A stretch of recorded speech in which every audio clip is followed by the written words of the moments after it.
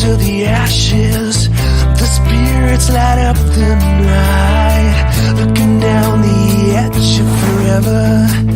So stop me or take my advice. Now, from the Untold Radio Network, it's Untold Radio AM with Doug and Alex Hajicek.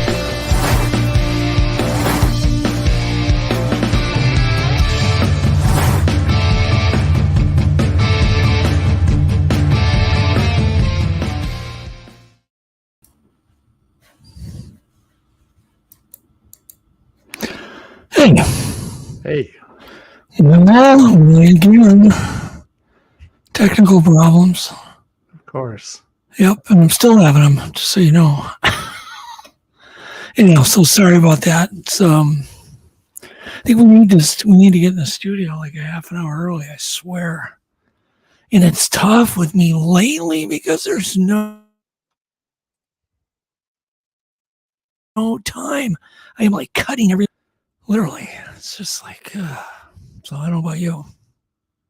Yeah, I can only imagine how busy you are.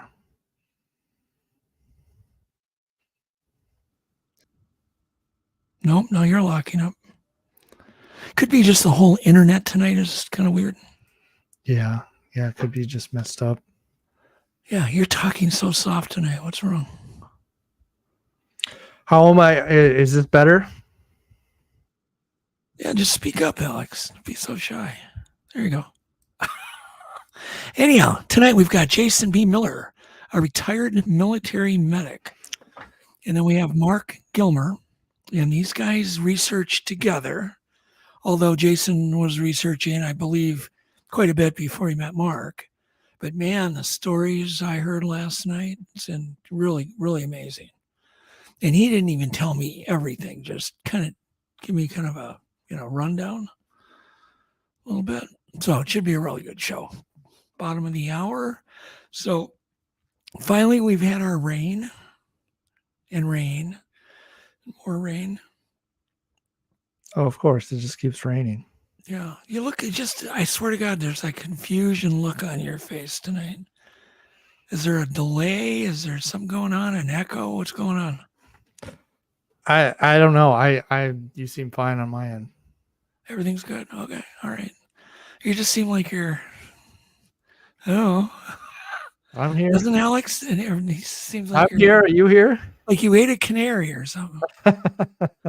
Okay. Anyhow, and did you enjoy your government warning today? Did you get it? Yeah. I love the fake warning. Can't wait for the real one. Yeah. It's a warning. You don't need to do it. But they've been doing it. I mean, they act like this is new, but we've been getting Amber Alerts and all sorts of stuff. I don't know. I know. It's there was so much stuff on the internet about this today. Yeah, I don't understand. What's the deal? Like it was one beep. Hello? Yeah. You just went black. You cut out there for a second. Your screen went black. Yeah, you I think cut it's out on your end. I think all these technical issues are on your end. Yeah, guys, what do you think? Every time something's wrong, it's my fault. That seems to be the consensus. Yeah, it might be. No, but I mean, your camera went black. That's weird. I didn't see it go black. Yeah. Well, you weren't looking. You were looking down. You were getting ready to Google. Google what? I don't know. Anyhow, so Friday was a tropical downpour. We didn't get flooded here in our area, but Duluth did, man. Did you see the footage in Duluth? Oh, yeah. I sent you a clip. I think it's video 1. You got to play this. Yeah, let me pull that up. This is what happened up in Duluth. I feel bad for people, man. It was not good. I mean, we're talking a raging river. So when something like this happens in Minnesota, it never makes the news. Only if it's in like New York or, There you go. All right. That's just insane. It's a lot of water. Hope you're locked up.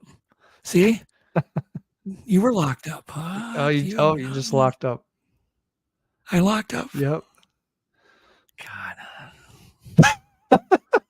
We're in tech wars right now. But that's why we were late. It's just some Yeah. other time. Zuckerberg's trying to shut us down. Yeah, then it didn't help. Blaine came over and reconfigured my whole studio again. So He upgraded you. I come in the sounds like. studio and my mic's off to the left somewhere and it's up in the air. And I'm like, what? He dialed in your You sound gotta really good. untangle all these twists and turns and knobs and yeah. Okay. I don't know. Are you sure that isn't my fault? Somehow. No. What else is on the news? Tech is your fault. It's tech. When is it anybody's fault? I don't know. You didn't write this It's up. my fault. Did you write the internet? Are you like Al Gore? You made the internet? Yeah, I made it out of a series of tubes. Tubes? Oh my god. What else is new? Live shows are weird. Okay, but did you hear they're reverse engineering ancient concrete Really?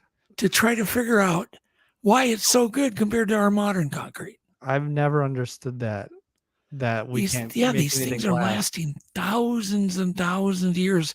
Well, what would you guess the lifespan of modern concrete is? What's the lifespan? 10,000 years. No, it's 100 years. Modern Okay. concrete. Modern concrete. Yeah, I would have said way lower. 50 to 100 years. Man, I wouldn't even said that high. I would have said like But 10. the ancients, they figured out the concrete self-healing. It heals itself. That is insane. And here's the answer of what happened. What they did, they were smart enough to leave chunks of limestone in their concrete, unmixed, big chunks What is that? of limestone. So when moisture hits it and everything, those chunks of limestone continue to bleed off chemicals, and it heals the cracks in the concrete. And do we have a photo of that? No. We all know what chunks look like. Just picture concrete with chunks inside the concrete. I wonder what I'm looking at. You sent some picture with. No. I didn't send any pictures for that. Oh, okay. No. We'll get to some stuff. Yeah. But yeah, it was a study that was just published. So it's super cool. Who would think? You think somebody would have thought about studying the ancient concrete a long time ago. Yeah. Yep. And this is a guy from the a civil engineer, the Institute of Technology. His name is Admir Masick. He's the guy that's proposing that this power of concrete healing comes from these chunks of lime that are embedded throughout the like the Roman concrete. And there's, I don't know if the Egyptians used concrete, but the Romans used a lot of it. Yeah. Lots. The Romans. Let's see here. I did send you a photo 1. So it says homeowner discovers alien-like nest in garden shed. Photo 1. Yep, there you go. I'd be a little freaked out if I found that in my shed. Yeah, I wouldn't be sleeping. No, it looks weird. Anyhow, apparently these are just some common but unfamiliar insects that are nesting on their property. And they're called mason bees. Mason bees. You know what mason bees look like? They look like regular bees. Yeah, they just look like bees. That's not exciting. No, I know it's not. But You saw that nest. I just thought it was weird. But apparently you want to rescue these if you do find them they're kind of like non-stinging, very important pollinators. You don't want to kill them. Yeah. And speaking of creepy insects, I sent you a video, or not really a video, more of a link to a video. Maybe you didn't get it. Was it about the ants? It's about the ant bridge. Yeah, I've got that. You do? Good man. So this is ants that are building this. It's amazing. They want to eat hornets in this hornet's nest. But look at this. This is insane. These are live ants bridging themselves to span complete air. Isn't that cool? Talk about teamwork, man. Yeah, that's teamwork, man. It's just crazy to me. That's incredible. And then speaking of ants, there was a video of an ant that went viral right over the weekend. I saw that. Enough for our viewers. And he was just, yep, we just both went black. Did you see that one? But here, so the internet went nuts because this ant's girlfriend is lucky, see? It's making us all look bad. Yeah. You're never getting a flower that big. It's an artificial flower.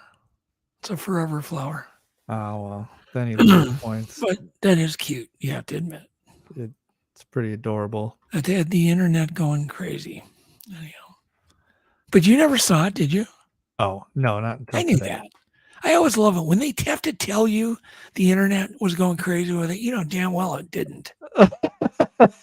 You know, or somebody that maybe paid to get it go viral, or God knows, who knows. But the actual clickbait, put up photo 2, yeah, oh, you have it up. That's the clickbait. That's what they were saying the video was like. Fake, that's fake ant news. Fake ant Is news. this photoshopped? Yeah, of course it is. It's pretty good. It is. It's cute though. It's cute. Remember how we were going to do trivia last week and we didn't do it? Yeah, we're doing I'm it just this week. warning you. I have 105 questions just sitting here. Sitting, At any waiting. time, I could spring a trivia question. Man, I'm going to have to start reading all Wikipedia tonight. Yeah, get through it. We can go ahead. Let's see here. There was something else I wanted to. I want to cover about bread. Somehow. Here, just hang on a second. I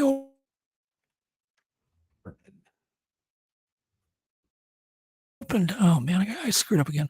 Anyhow, did you get that? It was one video. Yeah. 1B, and B was for bread. B for bread. So you don't have to put it on. But this is about day, right? You ever gone to Panera? You get soup, you get bread. It's pretty good the first day. The next day, you go, I'll eat it tomorrow. It's like a new building material, right? Yeah. It's hard. It's hardened. So, but this explains this. This is stuff nobody knows. It's untold bread information. And almost all of us deal with bread almost every day. Not all of us, but most of us. Do you eat bread I like every my day? bread. Yeah. Yeah. I do too. I love bread. No, Man. It's like yeah. be hard to live without bread. What's the point? Really? So anyhow, go ahead and play it. Sounds good. And this guy will kind of explain. We don't need to really get through it all, but go ahead and play it. Stores in the United States, at least, generally have 2 totally different bread sections. There's the bread aisle where you get loaves like this, and then there's the bakery section where you get loaves bread. Like this, Hard bread. bread. So if this is normal bread, then what do they call this? I mean, in the industry, what do they call a loaf like this? That is white pan bread. Sandwich bread, that's another name for it. That is Dr. Elisa Did you know Karkley, that? a Yeah, professor Alex, of baking white science at pan Kansas bread. State University. They grow know just a about the pan little bit bread. of grain out in Kansas. And with the help of Dr. Karkley, I'm going to give you 5 reasons why this is different from this. This is a different product that evolved over the course of the 20th century to serve a different purpose. It's all formulated to withstand fast processing and being able to carry peanut butter, jelly, cold cuts, etc. So it needs to have that resistance never goes as you moldy, spread. ever. It needs to really hold everything you want to put on it. And Well, yet it's like a also moon. be soft enough that She you can seems like bite she's having through a it good without compressing the contents of the sandwich Couldn't and hear you, squeezing Alex. them out the sides. It needs to be soft. And another important information, it needs to last. It needs to last Okay, before you fast buy forward, it and she after you buy it explains at least what's a the week at your difference. The breadcrumbs, or soak it in egg to make French toast, or do any of the other millions of Yep, things that that's people it. used to Carve have out. to do to deal with day-old bread. And one of the main issues that causes bread to get stale is that starch wants to come together and form a crystal again. And So there you go. That's it. starch That's all you crystals need are to know. tough. And then you start feeling Starch comes together and forms a crystal. Magic. Makes it as hard as your noggin. Okay. So there you go. That was my. Just wanted to do a thing on bread. Ta-da! But you ever look at the ingredients of bread? It's like, oh my God, that's pan bread, they call it. Yeah, it's bad. It's like there's 100 ingredients. You don't like one know time I to found a pronounce half loaf of them. behind my pizza oven. It was still good. It was like 2 months and it was still fine. I didn't eat it. I threw it You away. didn't eat it? No, I didn't eat it, but it wasn't moldy. They've got so much, like preservatives and Yeah. God knows what. Oh, corn syrups and cut out again. Did you see that? Did you? see what? The spin of death, the black. Both screens went black. No, you broke out there for a second. So it is my computer. It's, you know what? It could be the internet. I mean, Yeah. unless If it your happens computer- again, I can reboot. I can get off for a second, reboot, and see if that helps. Okay. Yeah, Anyhow. I can always go through the clips while you're doing a fresh restart. Anyhow, let's go ahead and do my clips.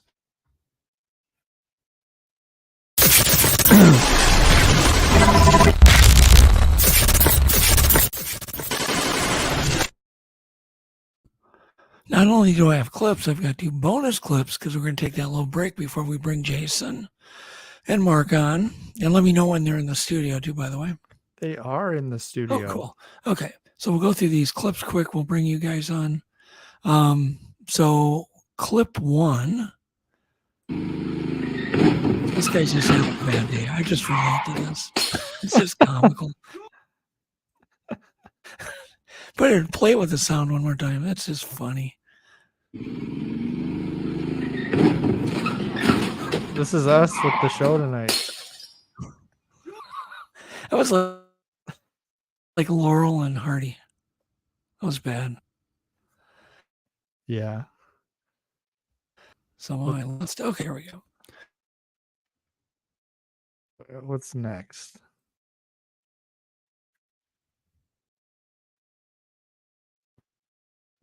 Freeze up there again? I think you froze again. Did you see that?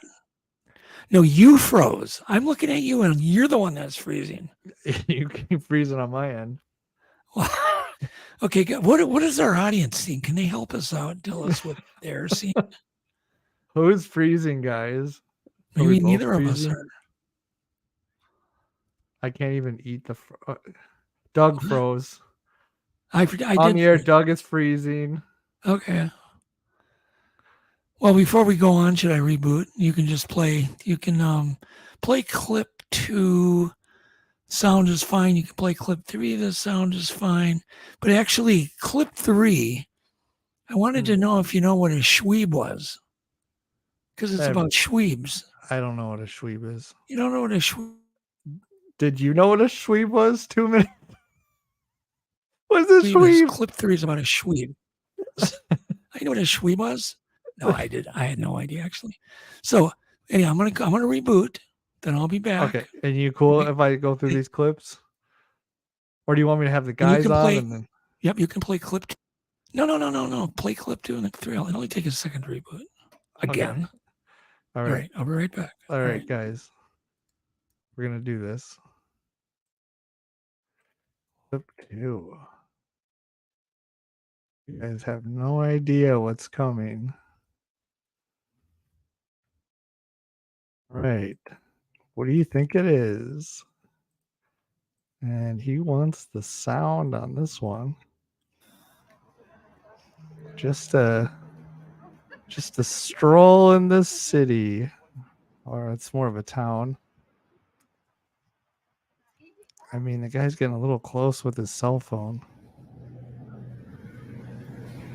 I would not get that close to him. No, thank you. All right. Now we're moving on to the next clip.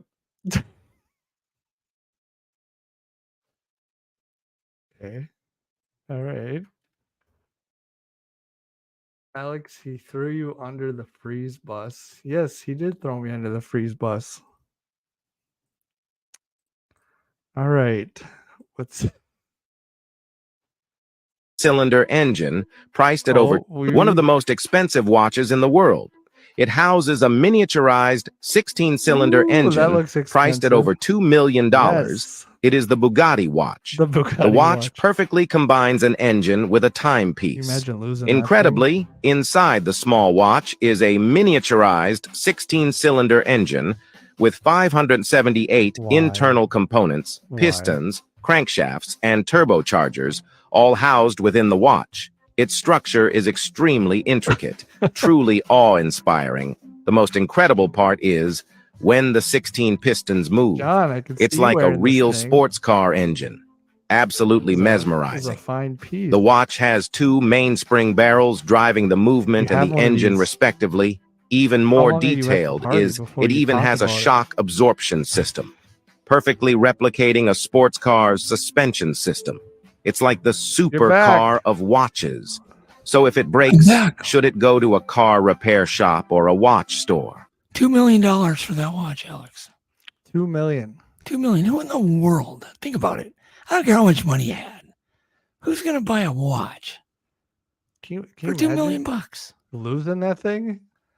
Well, what are you going to do? Show it? Here, look at my watch. You meet some people in a bar and, hey, look at my cool watch. It was $2 million. You're going to get clonked on the head. you got to tell everyone about the Pistons. Yeah, well, look at the little pistons. And it's a V16. It's a Bugatti one. Yeah, no. It's like, John's going to wear one to the mine. Yeah, John, wear it to the mine. Exactly. They'll never find your body. Oh my God, that's funny. Oh, it's people might kill him. Yeah, I know, right? It's terrifying. Don't I'm be down telling in the people you have a Solomons to $2 steal million his watch. watch. Yeah. So let's go to clip 5. Sound is good. Now, once again, this is a speed video that gives you great perspective because, once again, we're traveling through the Milky Way even at 2 million miles an hour. Could you imagine if we were to pass something close to Earth, how fast you'd see it go by? Oh my God. It would be just incredible. But we have no perspective. This is a NASCAR race of a guy standing right by the fence. And I just thought it was really good in physics to show you. And the sound is good. Crank the sound. Oh, it's cranked.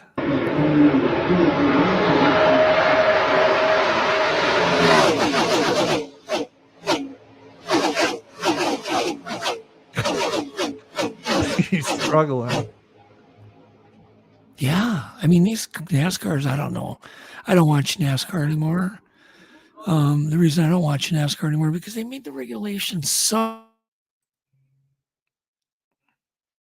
tight that everybody's got to have the same everything. It's like, how is that competitive? You know, they should let these drivers cheat a little bit. You know what I mean? Yeah, like one guy yeah. could try this one. They can't even try anything new. So it's more just pure driving. And it's just boring. I don't know. But still, You that's want a pretty little quick. They're doing 200. excitement. They're doing, how fast do you think they were going, Alex? 200 miles an hour. 200 miles an hour. Yep. That's what I believe they are. Yeah, last I heard. They get up to 200 miles an hour in the straights. That's pretty quick. You ever been in, Yep. in a car? You ever had your Toyota up to 200 miles an hour? I've gotten that thing No, almost up probably to not. 70. Yeah. Yeah, I can believe that. Okay. Blah, blah, blah, blah. New solar panels. This is cool. You don't need to play the sound. I can just explain much quicker. They have figured out a way to do a 2-stage silkscreen process to get solar panels down to the thickness of a human hair. It's just printed. So literally, if you have a silkscreen printer, anybody can print these if you have the technology. Okay. That's going to revolutionize solar panels so we can get rid of those tall, ugly windmills. Can we wear them in our clothing? Sure, they can sew them everywhere. Yeah, you charge your cell phone while you're walking. While you're walking around Absolutely. the city. Yeah, because you looking can at silk elk. screen onto fabric. You can silk screen onto anything. Because if I'm going to run into an elk in the city, I want to make sure my phone is charged so I can Yeah, film it. exactly. So you can film it. But look at this. That's a solar. I mean, you can put them on your You can wear it to the you can put it on your beach. skin. Well, yeah. But it's vinyl. That's pretty cool. Put them Yeah. on tents. All right, it's enough of that crap. Enough of that junk. Let's see. Clip 7. I just want to know, how is this even possible? And was this the moving company that you hired to move you in your new home? Yeah. This looks Might have about been. right. Check it This out. is how they did it. How in the hell did he get all One this trip. shit on here? This guy says a naughty word, but it's worth it. That's crazy. It's a lot of like bikes and furniture. And have you ever seen a car like that in real life going down the freeway? I have. I've seen some pretty overloaded trucks. You've seen cars like that? Close. Yep. Close to my that. gosh. Yep. That's for a Driving death down the road. wish. Yep. They sell. John said they sell a baseball hat with a solar charger. There you go. See, John would know too. That's genius. We need to make, you know what? We need to make John our moderator. Yeah, we do. He needs to be our, who's the guy in Joe Rogan that? Jamie? Yeah, he needs to, John Ayers needs to be our Jamie, I think. Is he going to pull up the clips for us? Maybe we could talk. I don't know. We'll see. We'll have to talk to him. Oh. We can start him out as moderator. Yeah. See if the power goes to his head. Yeah. Oh my God. Clip 8. A very unlikely friend. And I swear to God, this thing is smiling. This is very unlikely to have as a friend or a pet. Oh, yeah. What's the dude in Lion King? What was it? Foomba or Woomba or Noomba or That was Roomba. Roomba? No, that's a vacuum. No, this guy. What was that in Lion King? The Yeah, one- I don't know. His It was a name. Oomba. Some Oomba. Oomba. Look at that Oomba. Somebody can tell us that. Okay, that's good. Next, clip 9. So you do not want to hurt this creature. It's a little creature, but you don't want to hurt it. Clipping sound is good because this creature might be staring at you, and I mean staring hard. So watch.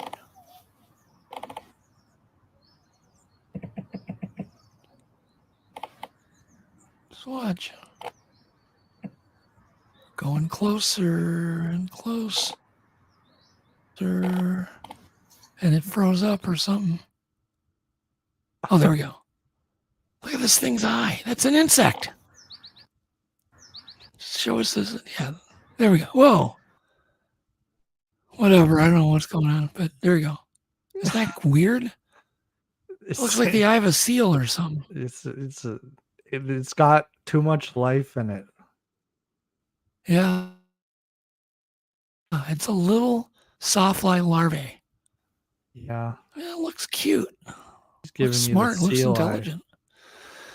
Okay. Basically the last clip. Sound is fine. So you would think they would suspend the bus service. We're talking about rain. Play clip 9. The sound's good. I'm not okay. Let's watch this. Oh my God. Just wait till you see the waves in the back of the bus. Keep it going. They're just going about their business. Is that an automated bus by any chance? I guess I never thought about that. 1 mile more. Okay. No miles. I don't want to stop. Is that a newfangled automated bus, Alex? Basically, yeah. So that's why it's still running. Self-driving. Anyhow. Only in New York. Only in New York. They're gonna make it. ¿Cómo te vas a ir? ¿Cómo te vas a ir? Oh my God. We I always mean, it looks way deeper out there. It's be And a the high only bus. naughty word we heard was, oh my God. That's it. That's pretty good. All right, we'll take a fast break. Stay tuned. And then I've got a bonus clip after the break. All right. We're getting ready for the bonus break. And then Be bring right back, guys. in Jason. I'm real excited to get Jason and Mark on. All right, go ahead. Hello, everybody out there in Untold Radio Land. This is Brendan Brown, host of the fastest 30 minutes in the cryptid world, This Week in Bigfoot. Now, me and the guys will be taking the next 2 weeks off in order to revamp the show. We're going to create a few new segments, try to pack even more Bigfoot news into that same half hour, and have the show, believe it or not, at a quicker pace. We'll also be moving the show to Sunday nights at a new time. So we will be back on the air Sunday, October 22nd, 6:15 p.m. Eastern, only on CARC Universal. You better be there.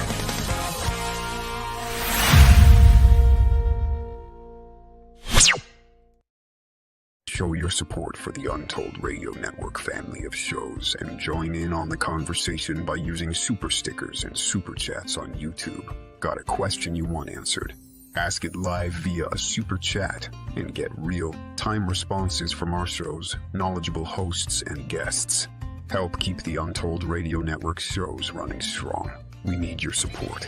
Send your super chats and stickers now. Hey Untold Radio Network fans, want exclusive perks and to support our channel? Introducing our YouTube membership program with 3 amazing levels. Get loyalty badges that level up to different cryptids the longer you're a supporter.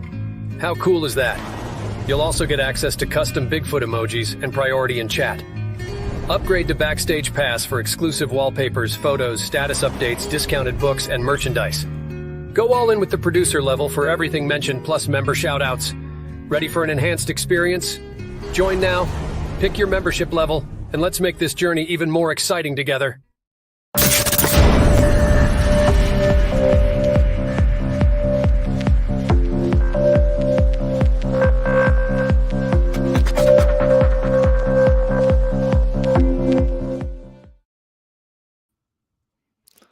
All right. We're back. So, clip. Yeah, this is good. Okay, Alex, hold your hand up in front of your face and say, up to your mouth like he is. And say the word ha. Everybody can try this. Because hot air comes out when you say ha, breathe on your hand when you're saying it. And when you say ooh, cold air comes out. Ooh. Ha. Ooh. Isn't that weird? That's it. The dumb dad trick of the day. We try it?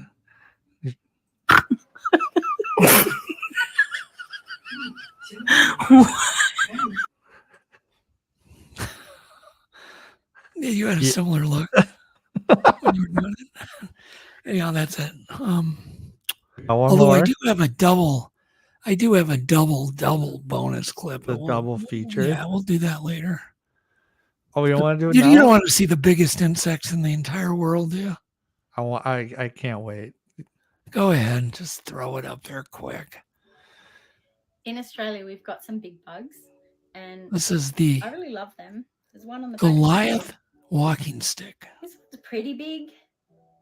So that's definitely a new fear. Goliath stick insect. I think you'll agree. Everybody enjoy the look on Alex's face, like I am. But she's not the biggest. This one.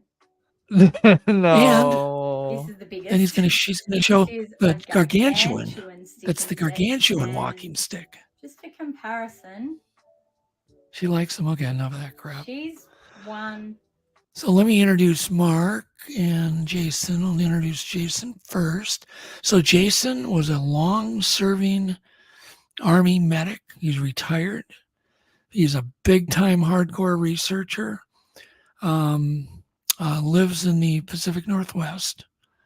The kind of east side, but he's pretty far north, and he does a lot of hardcore research. And then he met Mark. And apparently Mark and him met online, and that's Mark Gilmer. They met online, and they started doing research together because the first time they did research together, they had a lot of activity. So let's go ahead and bring them both on.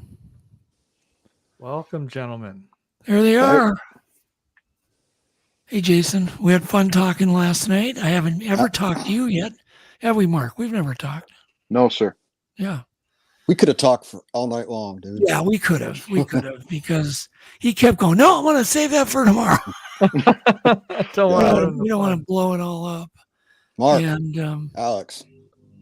Hold on. What? Oh, saying hello. Oh, hello. I think there's a delay tonight. The internet's kind of slow, or something's going on. I don't know why. It's probably all of our neighbors are streaming movies. That happens sometimes. Movie night. It's Wednesday night's movie night. So everybody's streaming movies. It should be Untold Radio Night, but for some people, it's movie night. So anyhow, Mark, how in the world? Let's start with you. So you didn't get into Bigfooting all that long ago, or did you? I mean, I think Jason was Bigfooting before you, correct? Yes, I believe so.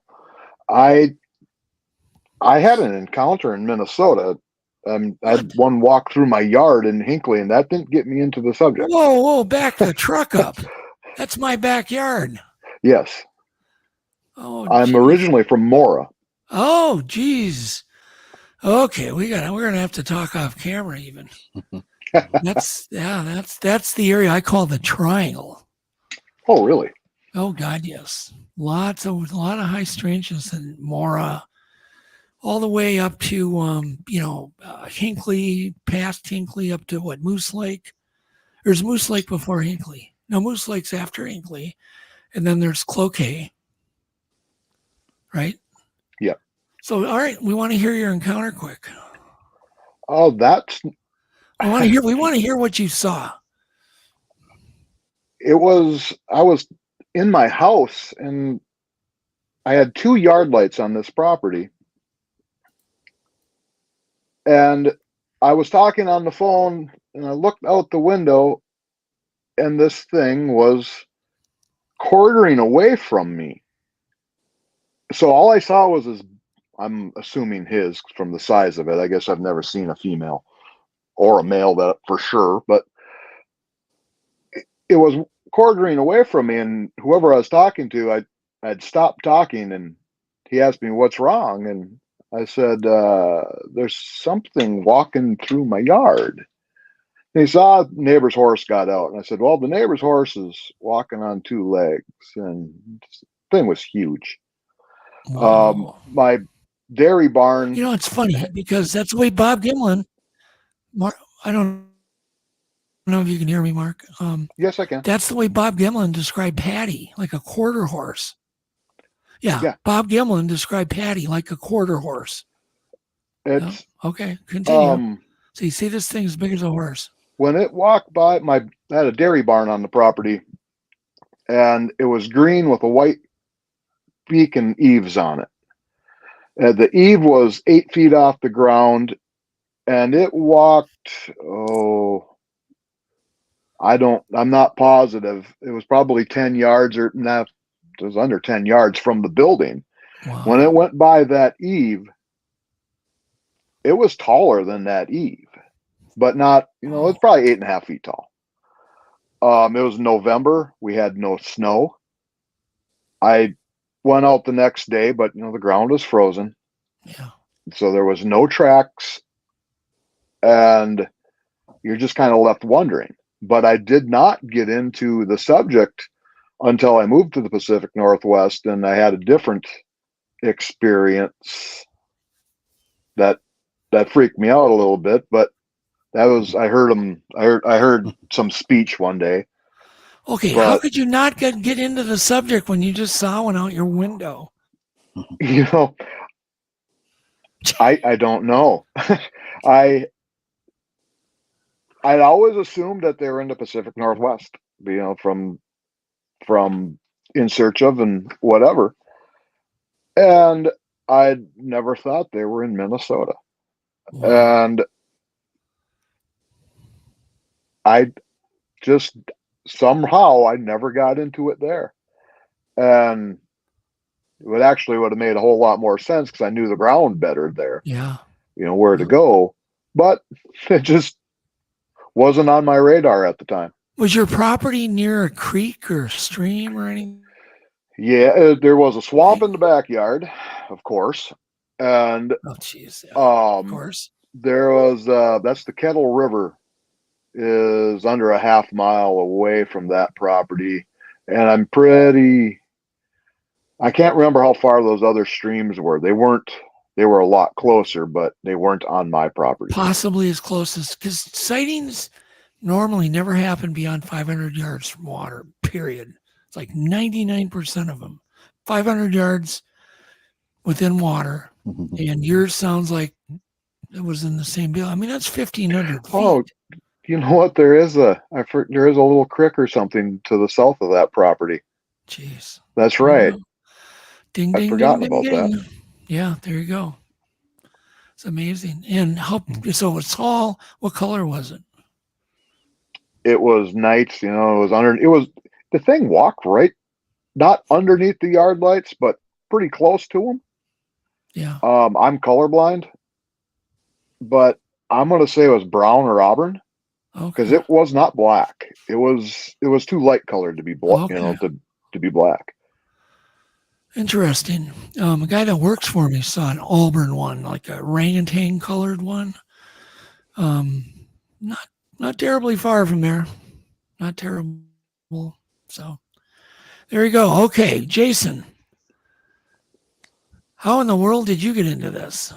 Did yours happen to start with a sighting or a experience?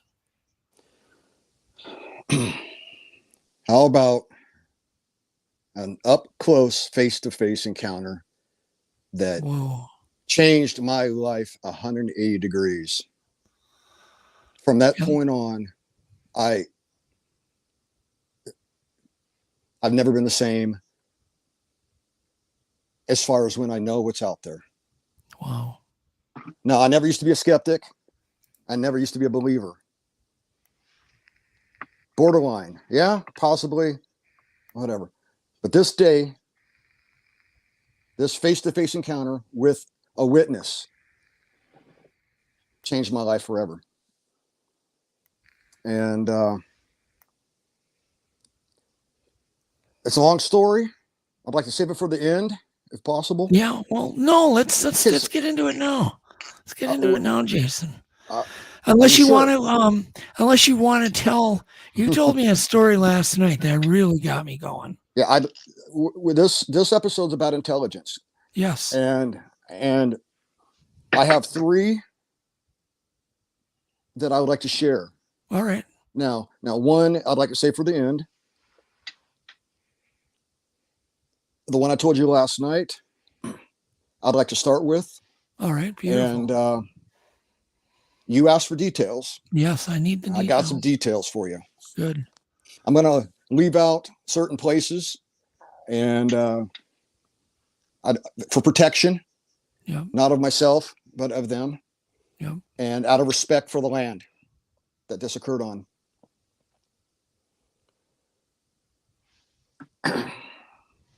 On the southern tip of the Enchilium Reservation, Lake Roosevelt, Upper Lake Roosevelt on the Columbia River, the southern end of Lake Roosevelt on the Columbia River. Okay. There's a little tiny town called Lincoln, Washington. A few residents, post office box, and a trailer park with a nice boat launch. One of my lifelong friends through childhood asked me to come out on his boat one day and wanted to show me a particular place along the river. And it's quite a long drive from where I live in the northeast corner of Washington. I was hesitant at first. He was pretty persistent. All right. So his name's Kyle Gibson. And I get to his place, we get down on his boat, and we're flying down the river, downstream. And we pull up an anchor about 100 yards from the shore. The lake's at full tilt, full fill, full capacity. Again, this is a lake on the river. There's a slight current, and we had to swim to shore. This was in August. It's 100 degrees out. No problem. Beautiful weather. Left my firearm on the boat. I'm not going to swim with it or lose it. And anyhow, we get to the shore, and it's vertical rock. Most of this area is vertical rock coming up out of the water at full capacity. So we had to work our way up to the first flat terrace. And these are huge rocks, Jason? They're just part of the gorge, part of the upper Columbia Gorge. Okay. So it's just rock walls and areas where you can kind of shimmy your way up, and then it kind of terraces. So we get to the first terrace, and how I can explain this is glacial boulders that have been placed on top of one another over the millennia, and there's natural shelters that you can crawl into, walk into, sleep if you have to, live in if you have to. And we walked into one particular one, and probably 10 feet high by 20 feet deep. So it was bedroom size, maybe.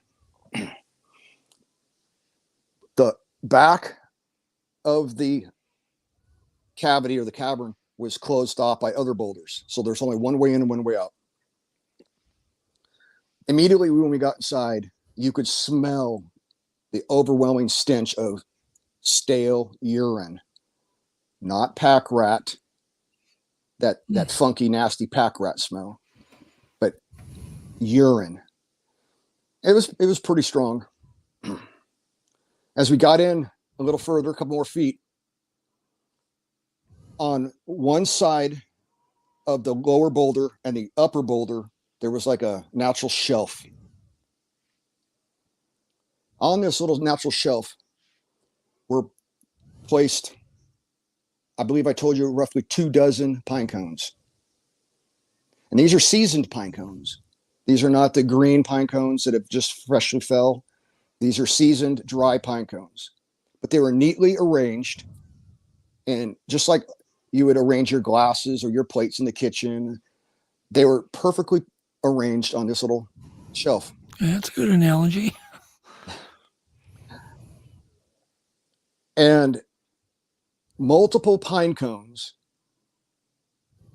had what I would assume, from my best recollection, was about 6 to 8 inch long aspen or some sort of softwood, like a little malleable sticks pried into these pine cones, inserted in. And then you could observe where they have been prying out the wing or the leaf of the pine cone to obtain the seed.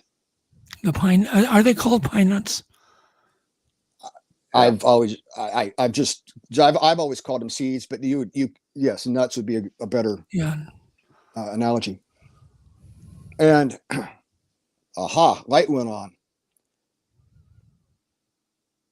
They're using these sticks as a tool to manipulate a food source that they could store year round.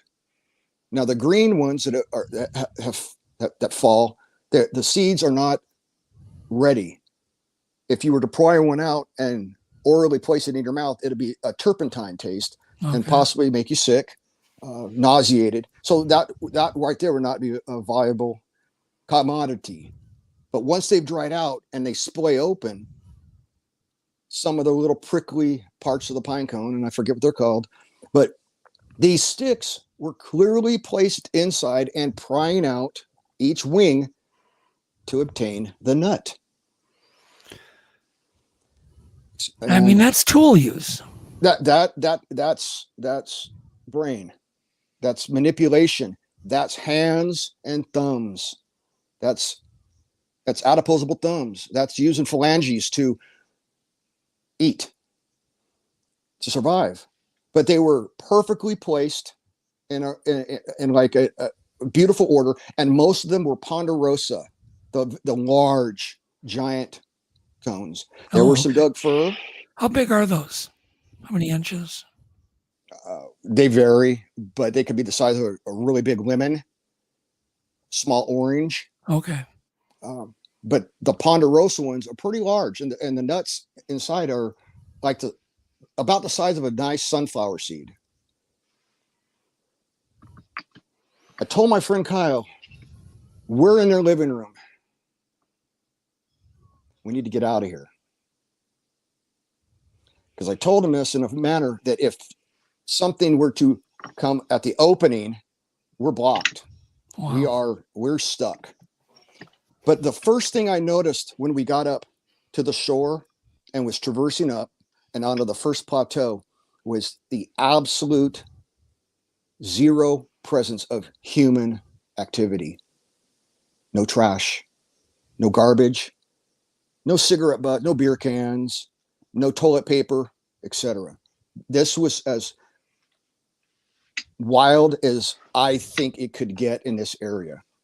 So heavily inaccessible. So him and I knew that's what he called me down for. We didn't know this was up there. We stumbled across it. But he called me down here because he had a hunch to go up and look around. And the reasoning behind this was he would spend the summer nights in this area and would hear objects jumping off the rock cliffs into the water, and you could, the way he put it was swimming. You could hear an animal swimming. Now I was going to call what on it at first, moose, deer, but there's a lot of mountain sheep up there, and I also asked him if it was mountain sheep, but he never visually commented on what he saw, but the audible sounds of splashing and stroking, swimming. Climbing back up onto the rocks, making that shuffling sound. And that's what sparked my curiosity. And why do you think, okay, I want to back up just a tiny bit. Please. Why were you think the pine cones were being dried there? Was this in a sunny area where the sun hit? Were there just a cool, dry area to keep them dry? Because what would happen if they got wet? Would they rot down? Well, yes, correct. Oh, okay. In my opinion, or germinate. Correct. If they needed to, on the forest floor, the seeds would open up and then you would naturally sprout if the conditions are correct. And hang on one second too, Alex. Can you Google the nutritional value of pine nuts? I've always heard they're really good for your love life, your libido, if you know what I mean. Mm-hmm. You follow me, let's right, hear guys? That. Maybe that's their natural Viagra. Yeah, exactly, natural Viagra. But there may be some other benefits, medicinal benefits, and maybe you can look it up, Alex. Yeah, magnesium, iron, antioxidants, zinc, protein, helps with diabetes, heart health, brain health. Helps with everything. There you go. How about love life? Doesn't say anything about love life. Do you want me to type in? I'm curious. Pine nuts love life, because I never thought about that. Right on. Anyway, while Alex is looking this up, to answer your question, I believe they were gathered either post-usable, or maybe at the correct moment, but there was no green ones in there. So it's like a cache or a root cellar, because it was very cool and damp in there, but not there was no moisture. Yeah, so we learned. So this is really important, Jason. Yeah. Did you know that pine nuts help maintain your drive? So you are correct, Doug. Doug is correct. That could be their TRT clinic. That could be their fertility clinic, for all we know. Great idea. So sorry, Jason. No. I was waiting on that. That's cool. All right. So if I had to survive, that would be one of the food sources that I would collect that I know would last through the winter.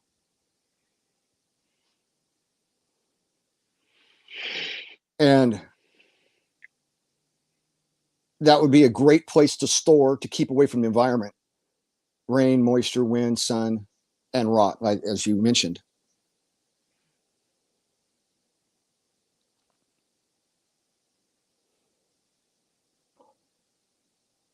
Did we lose Doug? Yeah. Okay.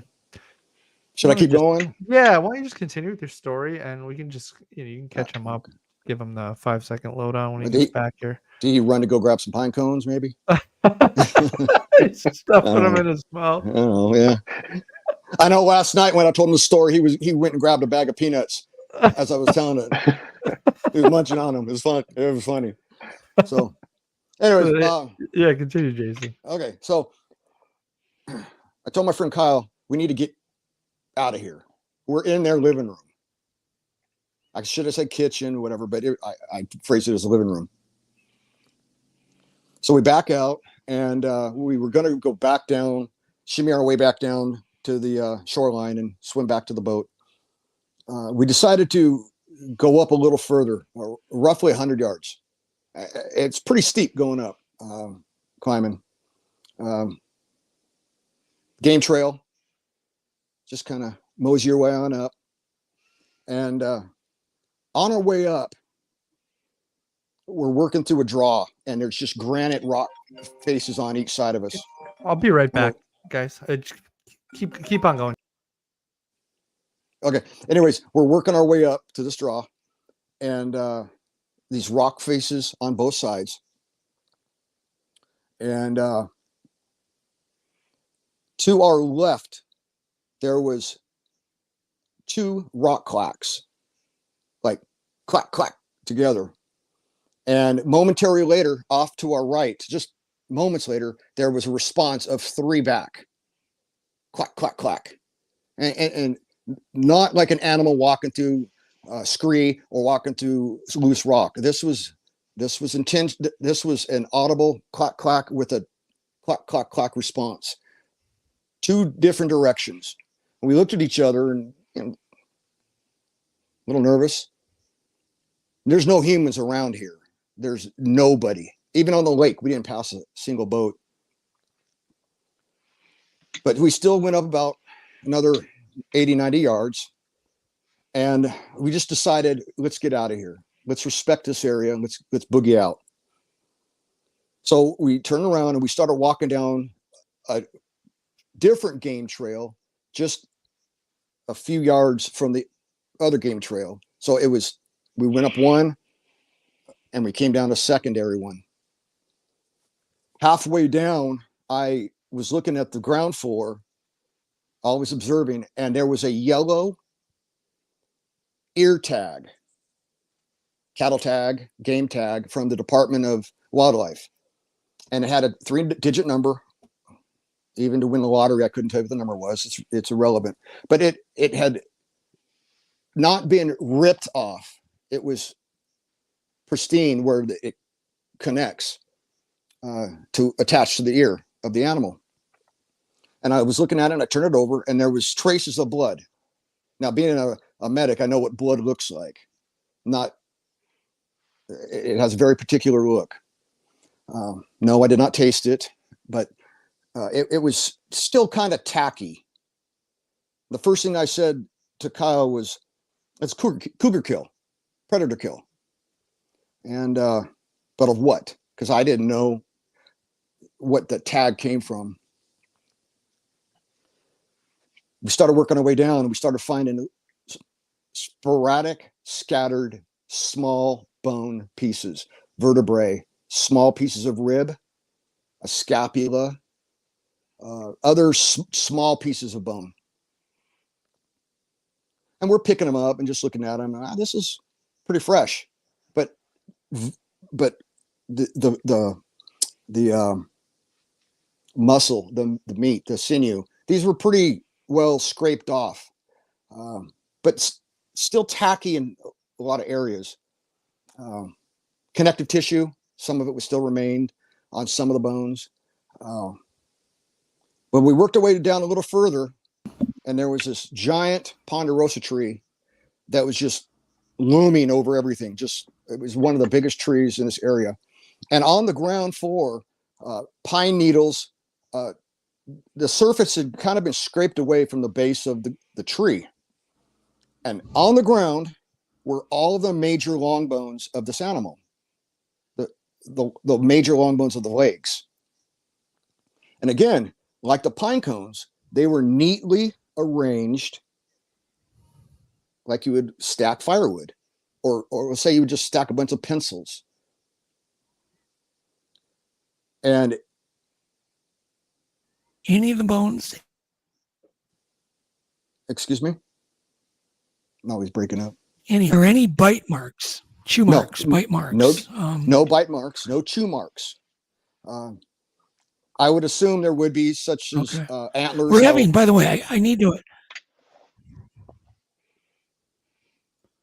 No, I need to announce that I'm having terrible. I don't know if it's got to be the whole neighborhood or whatever that I'm in.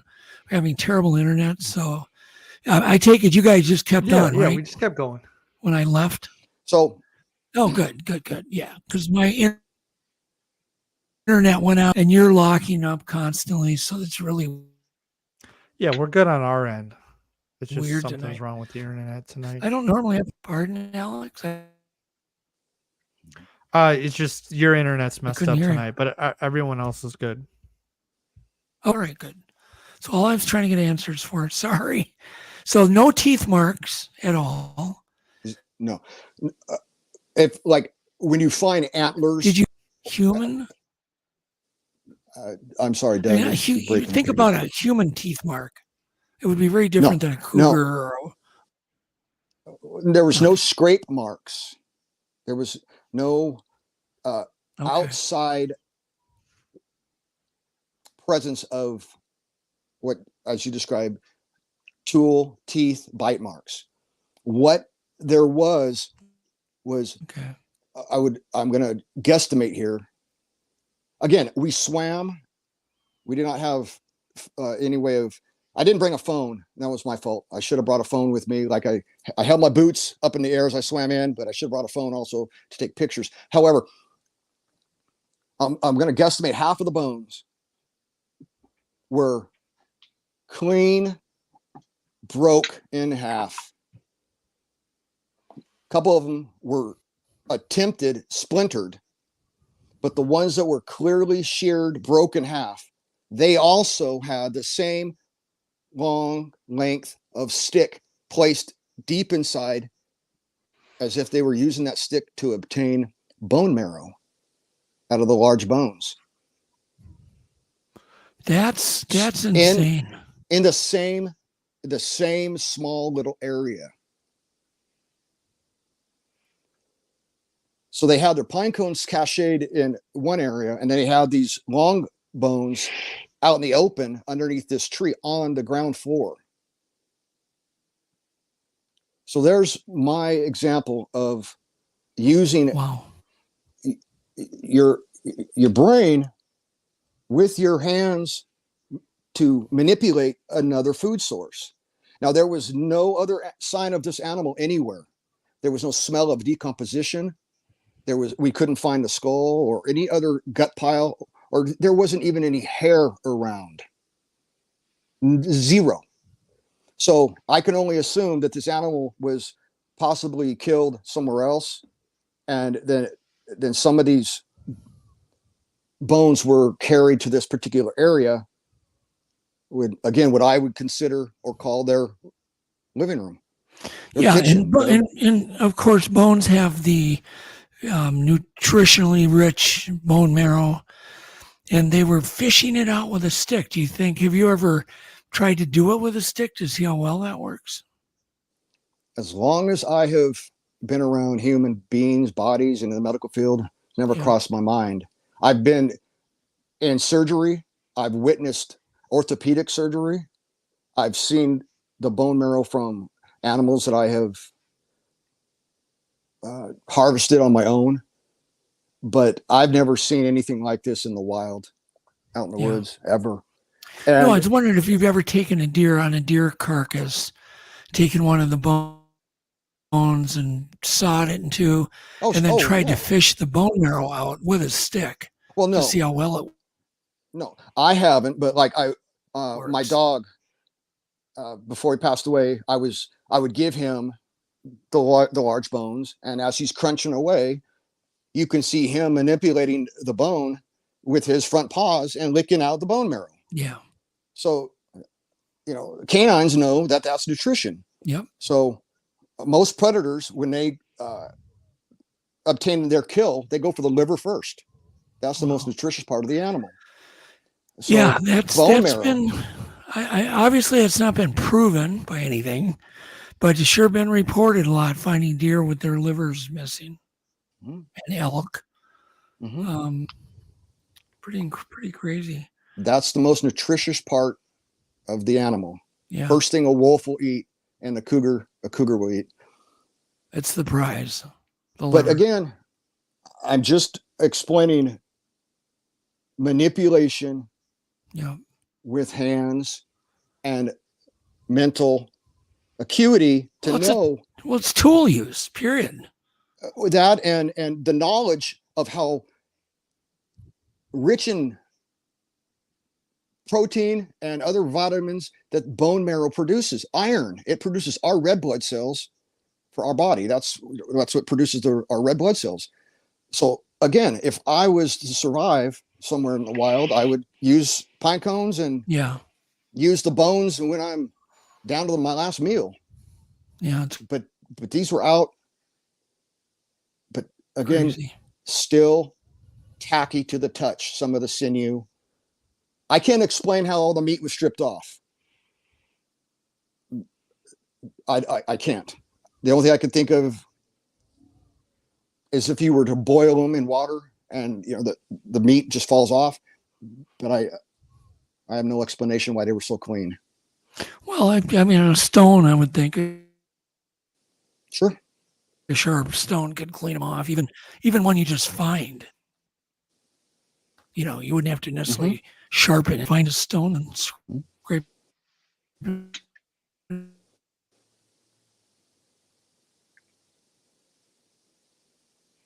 Well, while he's froze up, to make another clear point is I didn't have time to look much more closely. I wanted to get out of there. I wanted to respect this area, and I wanted to leave this area alone. And I mean, that's what I would recommend.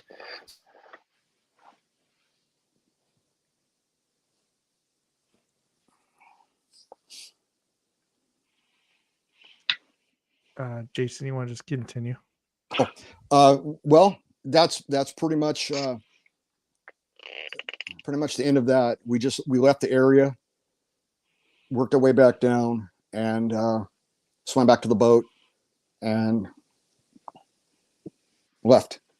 I just want to stress the fact that the area was so inaccessible vertically, horizontally, and the way we got in from swimming would have been the only way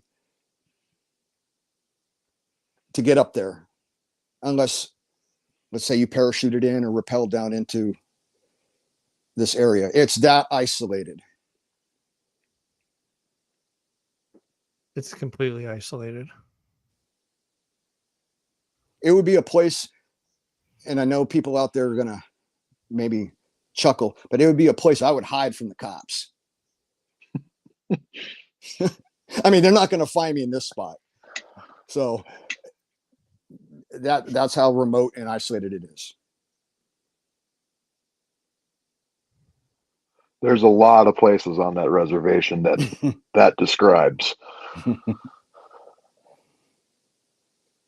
I've delivered a lot of heavy equipment onto the Colville Res, and it's beautiful.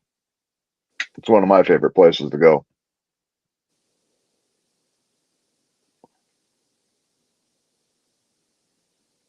Especially the southern end, where less populated. Yeah, well, like that northern end where we were setting up the recorders. Oh yeah. That's pretty desolate too. Pretty extreme. Well, I guess I should clarify. We were not setting up recorders on the reservation. We were About a mile away. We were bordering it. Correct. Good save. Correct. Yeah, I thought about that. Thank you. Yeah, that's not a good spot to do. Thank you. Anybody out there? I think I'm back. Anyway, we were laughing about how Mark and I were discussing, or Mark was discussing placement of our recorders, and we do not go onto the reservation, the tribal land, out of respect. So where we were putting the edge, we're just skirting the edge, just skirting the edge in the wild. Yeah. Well, let's just take a break from that. Let's give Mark a chance to get in here. So, Mark, you guys met, and you guys, I mean, Jason told me a little bit about this story. You apparently met on a Facebook group or something, and then you joined him. So why don't you pick it up from there on an elk? Yeah, Jason and I went elk hunting probably 2017, somewhere in there. Yeah. And, you know, the first night we were talking around the campfire, getting to know each other and whatever. And Jason stops me and he says, "There's whoops over that direction." And I started listening. You could hear the bunch of whoop. And I happened to carry 2 rocks with me that I refer to them as my lucky clacking rocks, because I one time smacked them together and got a response. Well, it was a whole bunch of campers around. I don't consider that anything to do with Sasquatch. I just thought it was funny that somebody responded to me, so I kept them. Well, I pulled these rocks out and I gave him a questioning look, and he says, "Yeah, do that." So I smacked them together a couple of times, and everything stopped. Well, night went on. We went to bed because next morning was opening of elk hunting, and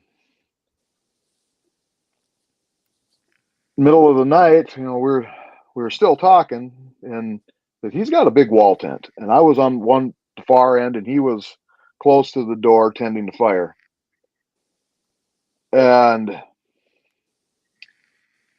he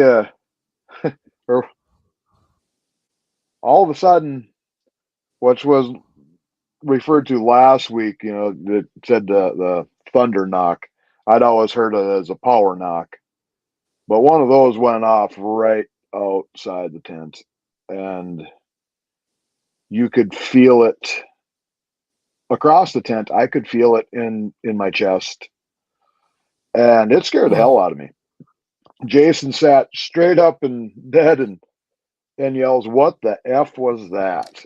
And I said, I don't know. And we both knew what it was. You heard, it was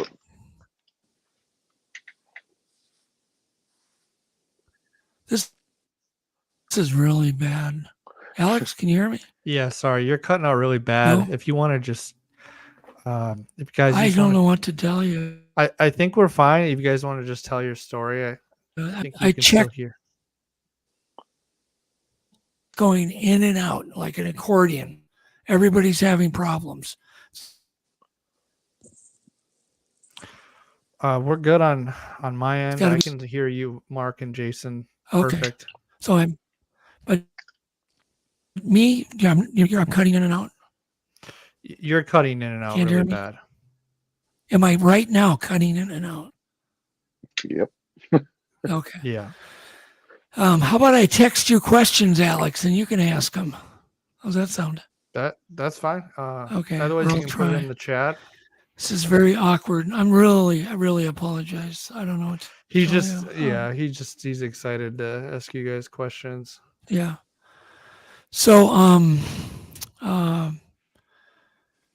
go ahead, Mark. Just go back. Pick it up where you left off. Sorry. So we, laid there thinking about it all night long, and got up the next morning, went out elk hunting. And as we're moving along through the forest, I was out in front of Jason, and I turned around and walked back to him and said, some Bigfoot researchers we are. We never even walked out and looked for a track.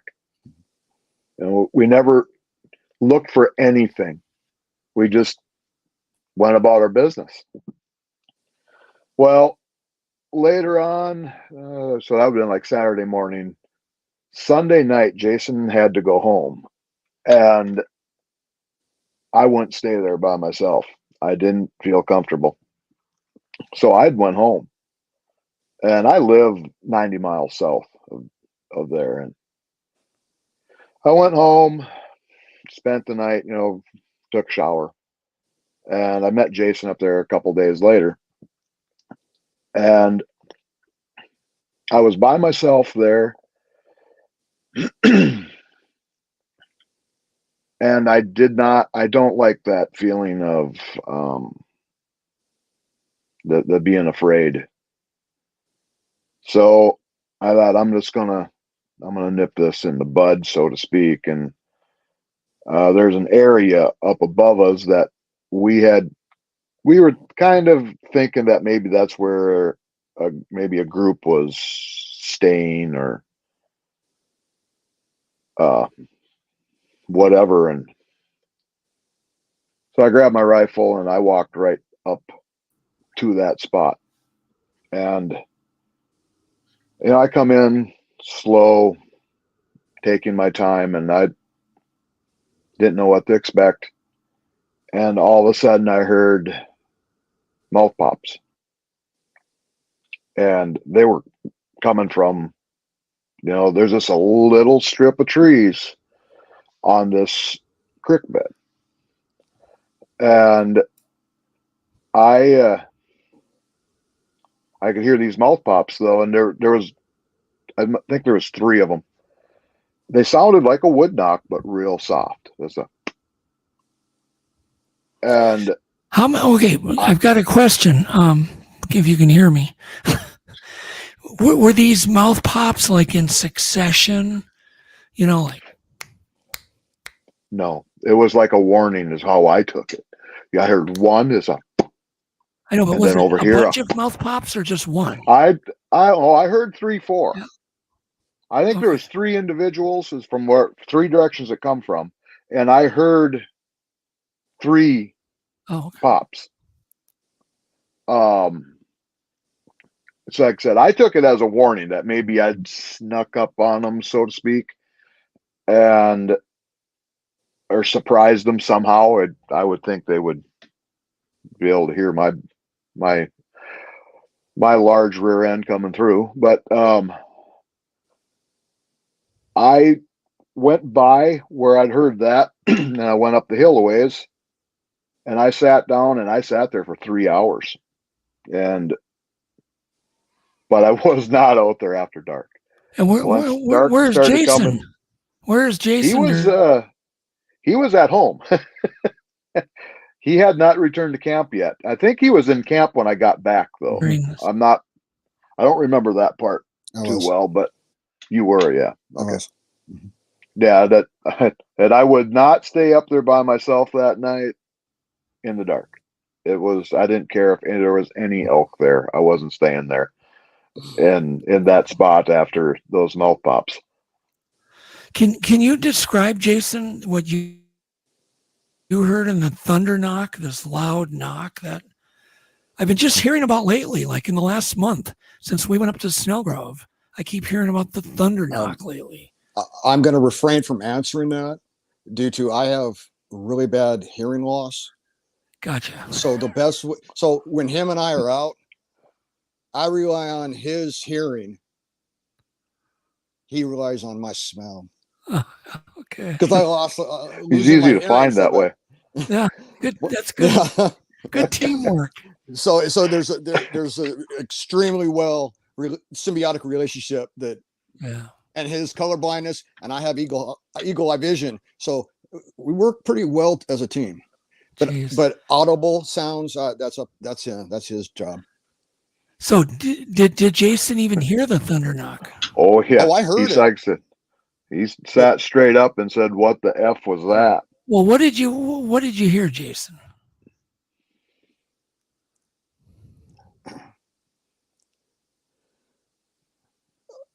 trees make a sound when they fall in the woods. Regardless of the old wives' tale, does a tree make a sound when it falls? Of course it does. But there's also a difference between a large tree branch shearing off the top and working its way down, or a large limb. But when you hear something that shakes your internal organs from a close enough distance that echoes through and continues to go, I can't describe it other than just this wave of sound. So there's a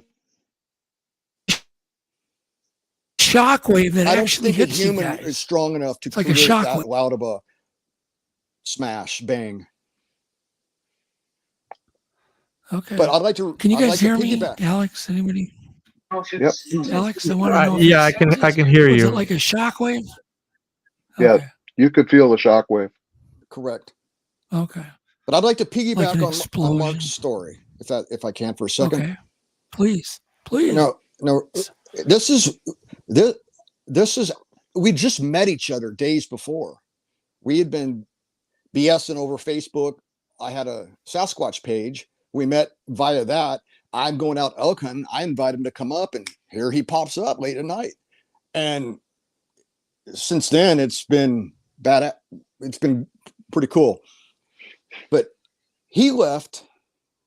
I came back the night before he came back. Oh, that's right. All right. So I'm waiting on you. I wasn't sure when you were coming back, but this doesn't have anything to do with intelligence. It has to do with what we heard, what he heard with the mouth pops. Where we were set up, the road dead ended at the top of this mountain, circled around, made a roundabout, and came back down. So there's only one way in and one way out. So I get back late in the afternoon, and I'm not sure when he's coming back, but I lay down in my tent at dark, and laying on my cot. I got the wood stove burning, and it was 10 degrees outside because I went outside and put the key in my truck to see just how cold it was. And it was exactly 10 degrees Fahrenheit. Crystal clear sky, full moon, one of those just frigid nights where you don't want to be outside if you don't have to be. And so I go back in, I lay down, I'm laying on top of my cot. It's pretty warm in there. And again, I'm really hard of hearing. It was a little bit after midnight, and I heard from way up above where we were camped at. The only way I can describe it was somebody running with like heavy work boots on. Excuse me. But it was so far away, but extremely loud. And it continued and continued and continued. And in my mind, the only thing I could think of was somebody had been dropped off or was lost, and they were making their way back down this Forest Service road, but running for some reason. That's the only thing I could think of, was somebody was running downhill. And I continued to hear this running sound, but it was getting closer and closer and closer to me. And I know this road very well. And I know if it was a person, as soon as they rounded this one particular corner, they were going to see the glow of my wood stove. They would see human activity. They would be safe. So I'm waiting for somebody to yell out, help, or hello, or anything. Again, I'm laying there waiting for somebody to acknowledge that they're in my presence. And this sound of somebody running is louder and louder and louder, and continued to get so loud And then it passed my truck and my tent, just moved by. I jumped up out of my cot, unzipped the fly, and I go out onto the road. Again, it's full moon night, and I can see really well at night. And I look to my right, and there's nobody there. And I look to my left, and there's this giant whitetail buck standing.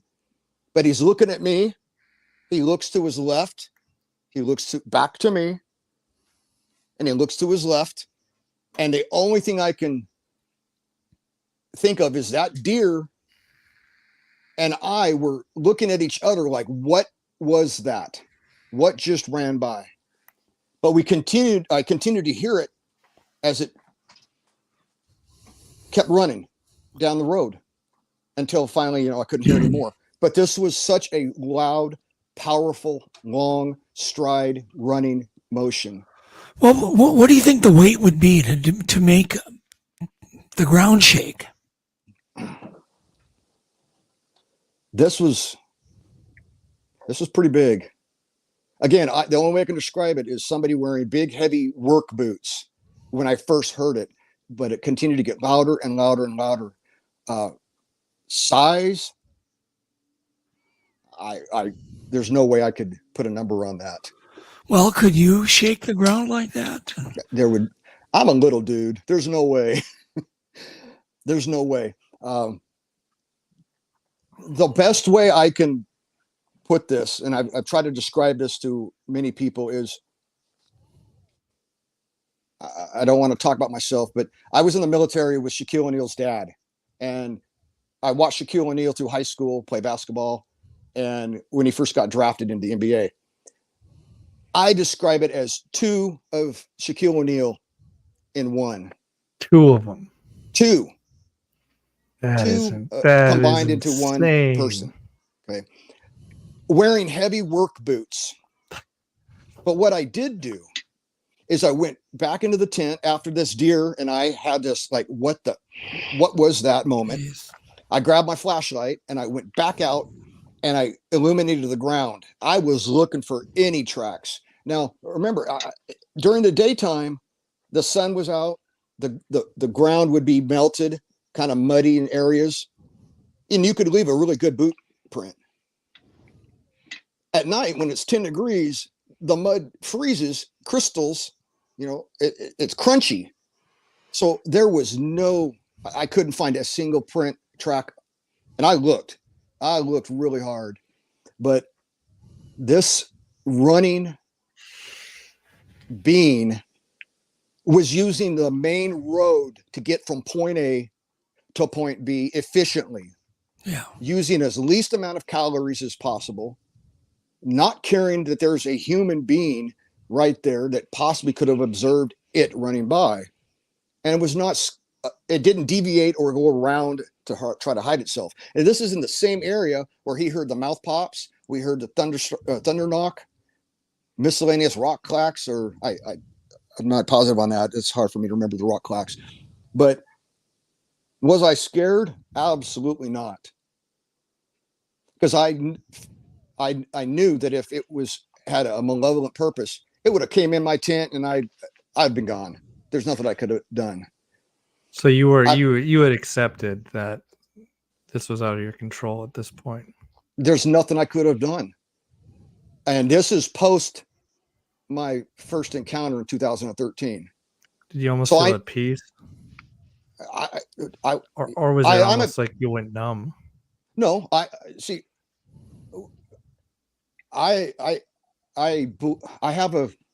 believe I have a rapport in this particular area. Yeah.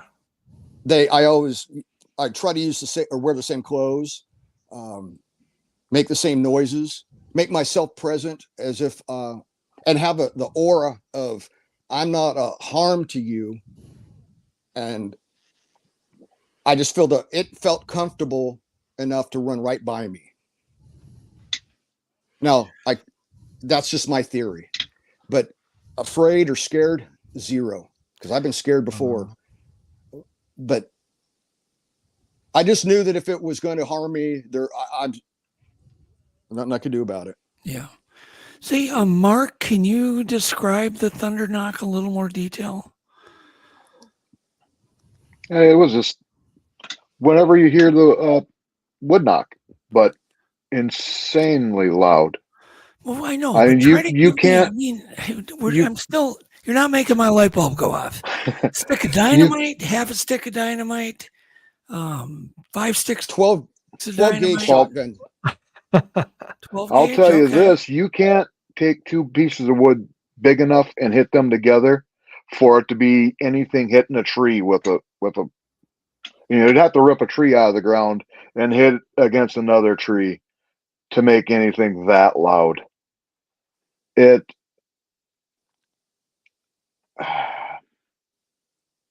I don't even know. Did you hear the what- swing or any sound No, there before? was no swing. It was just like, I'm pretty convinced it just come from it. It made it with its mouth, or Okay. maybe smack its hands together, something like that. I Okay, don't believe in the wood knock itself. I guess I should say the picking up I a piece gotcha. of wood. There's times there's not a piece of wood handy to hit it against a tree to make that noise. And this, like I said, it was right outside our tent. I think that's one And- thing that a lot of researchers are agreeing on, is that they're making this sound with their body, their mouth, not wood. That's really amazing.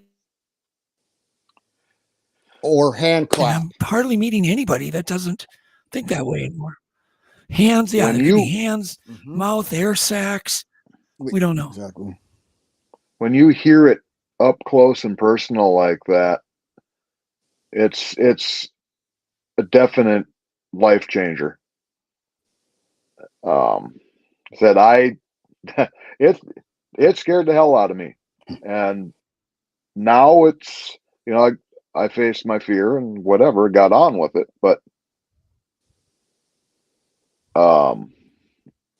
I had never heard anything that loud before in my life. Super interesting. Any other activity that happened between the two of you guys where you were both there to witness it? At that particular time, The next year, Can the somebody? next year elk hunting, Yeah, go ahead and tell us. we had another guy with us named Herman that actually Jason had to go home again, and I stayed out there. Herman come out, met me, and we were going to go up on that same ridge that I walked up to the year before to kind of confront my fear or whatever. And it was 4 or 5 o'clock in the morning, and Herman was going to walk up on the ridge, and then I was going to circle around and come back towards him.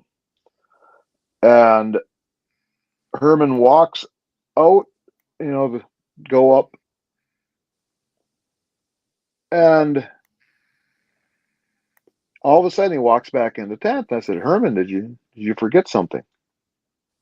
And he says, no. He says, I'm going to sit here for a while. I said, why? Why is that? And he said, there's this trail that we take, there's a forestry gate there, and you walk off to the side. And he said, when I got to that gate, I heard, something push a tree down. As I got there, as I went to go across this gate, and he said, I heard the, and then the tree come down, and he turned around and noped it right back to camp. And so we had that, and let's see, we ended up that hunt that day with nothing else had happened, but we had waited, and Herman waited until sun come up a little bit before he took off to go up to the top of the ridge, because he didn't really want a whole lot to do with that either, not knowing what that symbolizes,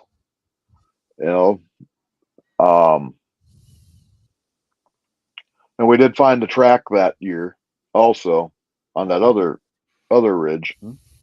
Correct. That wasn't worth casting, but you could put your hand in and you could feel the toes and whatever in it. But it was sunk in the ground. What would you say? 3 inches, I suppose? Easily. The heel, easily. Yeah, yeah.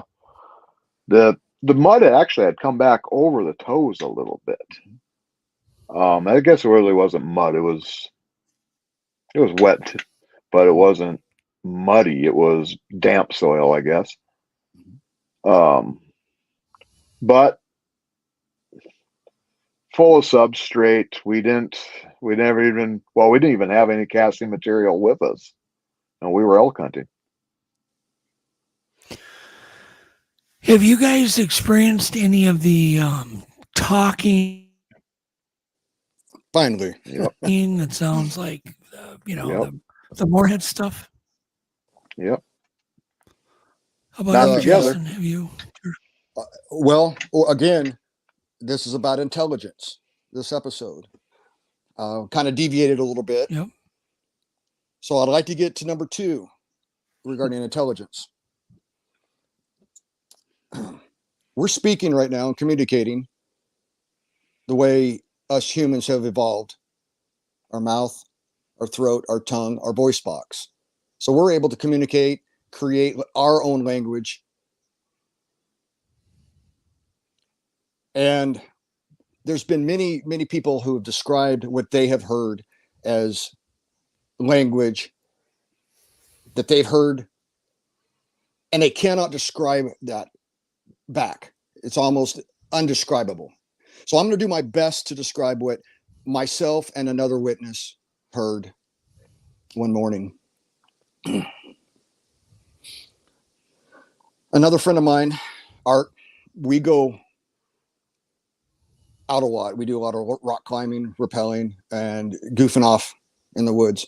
But he doesn't really go out and research like Mark and I do. But him and I were out one night, and we decided to go out for the night and walk the logging roads at night. I prefer to be out at night rather than the daytime. Excuse me. Anyways, we go and we park my vehicle, and we have to walk in about a mile at the end of this Forest Service road. We walk in about a mile, and we get off into the bush, and we set up our little camp area. This is not an area where anybody else has been to. This is where we chose to just deviate and walk in and set up a little rock fire ring. I brought with me a little plastic nylon tent. I don't want to be around the mosquitoes. I don't like mosquitoes. You people in Minnesota, Mark, you guys got to deal with those buzzards, but I don't like them. We don't like them either. I understand. So they're not bad here. I don't like them, period. But my friend Art decided to sleep outside on the floor. And it's dark. It's roughly midnight. We had walked up a couple miles, walked back. Nothing occurred. We're just having fun, smoking and joking. And I decide to pull out a little cast iron skillet and cook up some bacon ends and pieces. Consumption, and just to get the scent out. And no particular reason we had in mind. But prior to us doing that, I had set up a 360-degree perimeter around us with fishing line about 4 feet off the ground, and in multiple places I had tied a beer can that I brought with us, and in each beer can I had placed a little tiny pebble. So if a bear had walked in, or a deer or a moose, kind of catch it at chest level and let us know something's pretty close. So we're sitting there talking, just having a good old time. And couple hours later, 2 o'clock in the morning, a wolf runs right between us, just flying right between us. And we both are like, what are the odds of that happening? Yeah, that's not normal. No, it was not normal. And we retire. We go to sleep. I'd crawl into the tent, and we're by ourselves. We did not bring our dogs, so we're by ourselves. And good night's sleep, actually. We both were snoring pretty heavy. But just at the crack of dawn, when the forest starts to wake, and the little chipmunks start running around chattering, and the birds start yapping, and activity starts to become, okay, it's daytime. Just behind my tent, just behind the fishing line that I again had strung around, we both sat there and listened to a female vocal voice having a conversation with a deep male voice in this language that I can only describe as underwater garble, or if you have rocks in your mouth. But speaking I can't not describe it, but it was a female and a male having a discussion back and forth, not loud, not whispering, but like a dinner table conversation. My friend Art says, "Do you hear that?" And I go, "Art, shut the F up. Don't shh." And they continued with this little back and forth banter. I slowly grabbed the zipper to the back window of the tent and was attempting to unzip that window as quiet as possible because I had my camera with me. The second I started to unzip that fly or that zipper, both of them got up and stormed off, stomping and crashing through the brush like they were. I don't know if they were angry or if they were like, I don't know why, but they just ran off, busted through the brush, making as much noise as possible, and gone. Didn't hear another sound after that. And we sat there and we discussed this. What type? I was just okay. You're gonna pick it up after. Let me ask you this question: was the tone angry with each other? No. Was it angry? Like they were fighting, or in a disagreement, like or we're were talking they now. being nice to each other? They were being nice to each other. Okay. As if they were discussing what we are. They were having a conversation. Wow. And it lasted. I'm sorry. Didn't mean to interrupt. Well, no, is there any way to imitate at all? I mean, I hate to put you on the spot, but I have tried to example of what it's I cannot. Again, is it like the Moorhead? I'm unfamiliar with the Moorhead. I'm unfamiliar with that. Okay. I know who he is, but I'm not familiar. Okay. The only person that I don't want to mention this person's name. I cannot describe it other than a garbled dialect of a foreign language. What if you have material in your mouth, rocks, food, something? Okay. I couldn't imitate it even if I tried, and I have tried to describe this, but it was absolutely a female, that soft, estrogen-filled talk with the testosterone-filled male side, having a conversation over dinner. And we didn't hear him come in. Was there anything like vowels that you heard in the language? No vowels? To me, I would love to have been able to describe this to a military intelligence officer or linguist, and who specializes in speech, but there's no way I would be able to intimidate this without having a recording. I absolutely cannot. Well, you're going to definitely want to listen to the Moorhead tapes just to see if there's any similarity. And if there is, you might need to, I would recommend you contact Ron and just tell him your story. Well, there's we need more dot connecting. There's another person from Minnesota who I have talked to this person years ago, who stated that he could speak this language.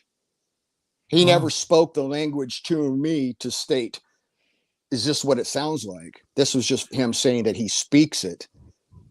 But he kept asking me to try to give an example. I cannot. And to this day, I have never heard anything that I would say, that's what I heard. That's what we heard. This is close. So I'll check out the Moorhead audio. I know Mark could get it to me quicker than I can. But again, this is intelligence. This is a communication between two beings for whatever they were discussing. Again, I can only put it as that they were talking about us. What are we? Or where did that bacon go? Or how do we, I don't know. Endless theories.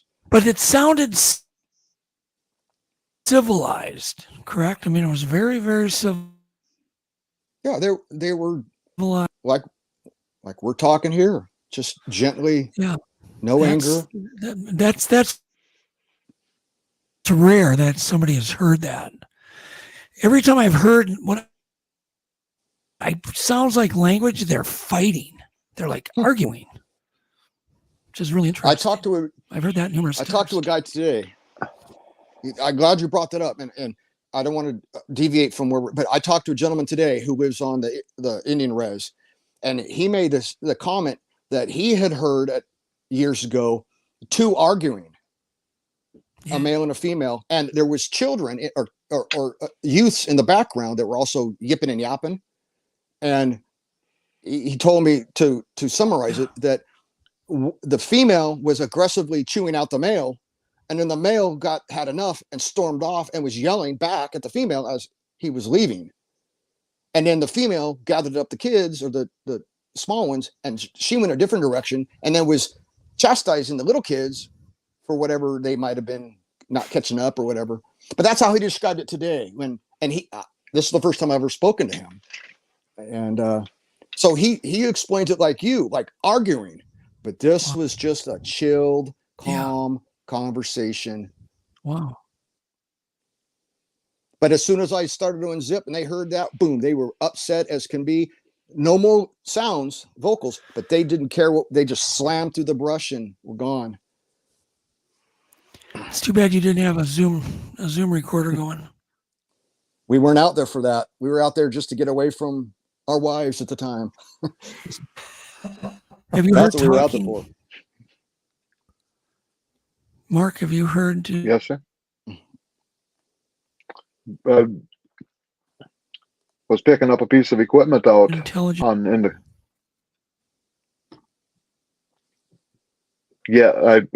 believe you're asking if it was like an intelligent conversation, and what I heard was like two females.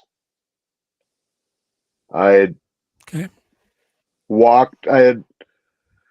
picking up a motor grader out in the middle of Colville National Forest, and it was before pin drops on your phone. And we had very little to go on. All we had was the road that it was left on, was a dozer and this blade. And my friend went in, got the dozer before me, and I'd met him on as he was coming out. And we stopped, compared notes, asked him, can you turn around is our biggest concern when you're off road with a low boy. And he said, oh yeah, you'll have no problem turning around. You'll see my tracks. And so we went our separate ways. He went back with the dozer and I drove in, and I come to this clearing, and there happened to be tire tracks where somebody with dual tires had turned around.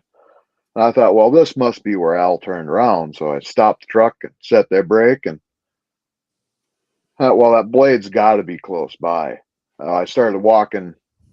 The road had went around the corner, so I started following, and I'd went a good little ways. It wasn't terribly far, and I noticed that I couldn't hear that old Peterbilt running, and I thought, boy, that's odd. And I turned around, I walked back, and I could hear the truck running. I walked back the way I was going, and I couldn't hear the truck running. They're just the rock walls or whatever of the mountains must have just stopped the acoustics. Wow. But I walked on a ways, and I heard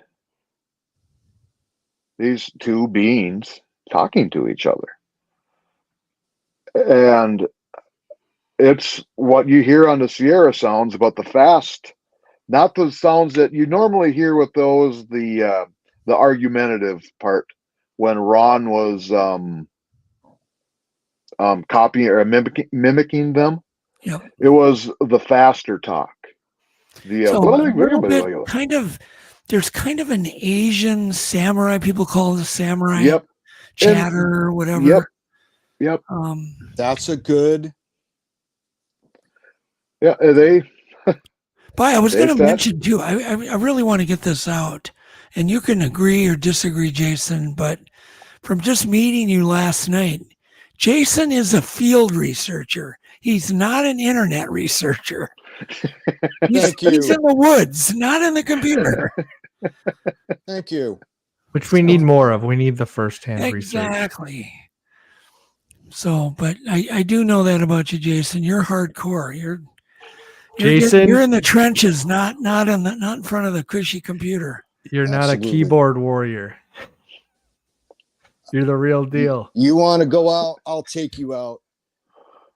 Let's go. You throw a computer at me?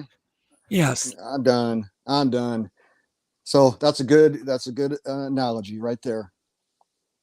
The people who sit around and they Google and they look stuff up, and then post things, or that's fine. That's what they want to do. I want to get out.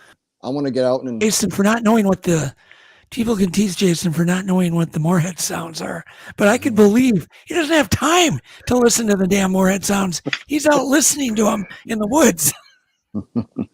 But here's the thing, being that he spent so much time in the woods, it would be awesome to get Jason's opinion because you've heard so much stuff. Yeah. Oh yeah. No, it would be. Absolutely. Mark, can you mimic anything you've heard? It was just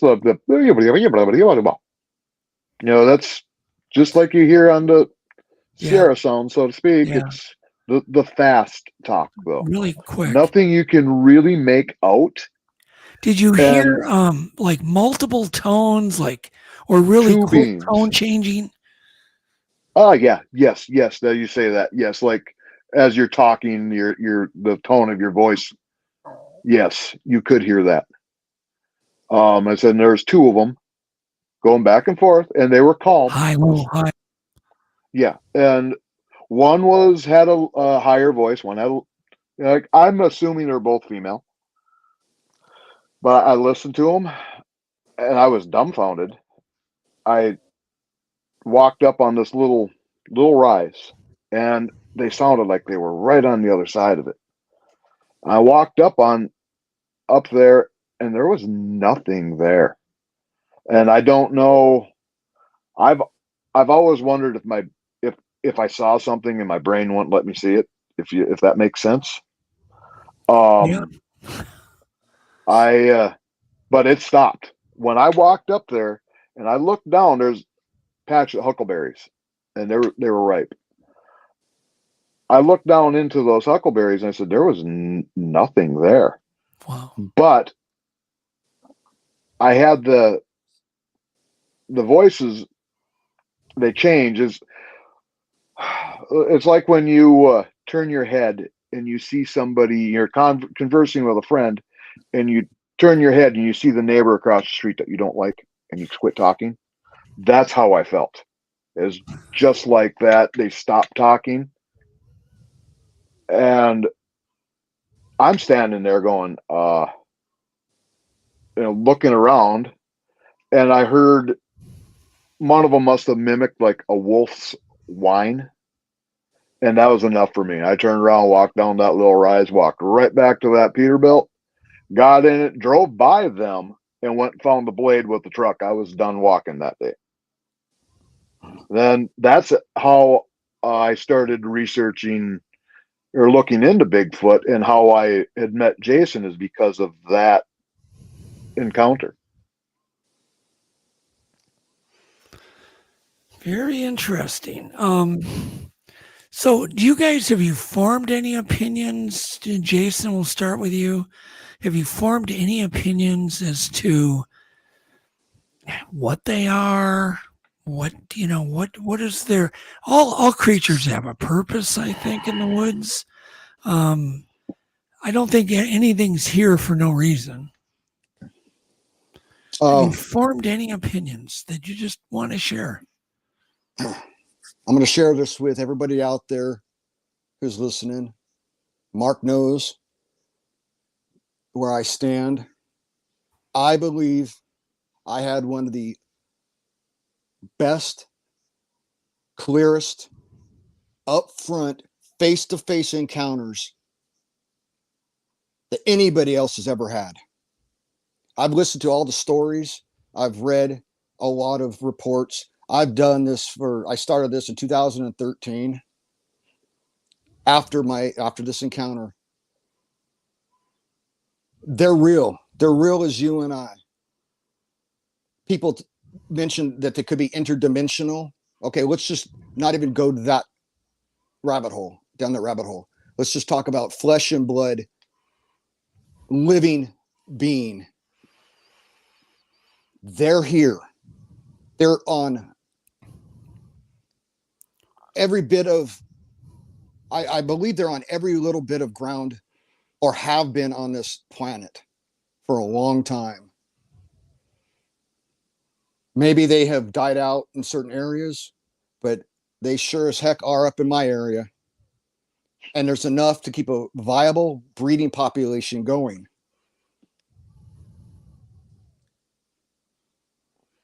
My encounter was so up front and close. I can explain the fingernails. I can explain the dexterity. I can explain the hair. I can explain a lot of about this being that I believe most people would be unable to. And I would love to get into that. Yeah, and one, I want to know, what is your goal? What is your end goal, if there even is one? Where you just get so much pleasure about, just going to the woods, hanging out with these things, and you're fine with that. Or do you have some type of a goal? Protection. Number one is protection. Protection. I don't ever expect our government or any government to ever come out and say they are here, they exist. And that in my lifetime, I'm 53. I don't think I'll ever see that. I personally believe that there'll be other things proven before Sasquatch. Nobody's ever found a legitimate carcass. Nobody's ever found a legitimate thing that to definitely prove. I believe they're a part of our evolutionary branch. Neanderthals supposedly died out. Well, maybe this is a hybrid of Neanderthal and human. Maybe it's just a different version off the our tree of life. All I can tell you is what I encountered was a living, breathing being that was so in awe, looking at me into my eyes and the person that was with me, the same way I'm looking back at he in his eyes. There was. Are you ready to tell us that story, Jason? Are we going to go to a commercial break or? No. What I need to do is I need to plug. My phone's about ready to die. So okay. what I need? You want to take a quick? I need to take a quick break. Just go ahead and leave. Just. Okay. I need to take a quick break. I need to plug in my phone. Yeah, you can just click your camera off. I've got it. If you're ready, no problem. I'll be back. Go do it. I'll talk to Mark. All right. Perfect.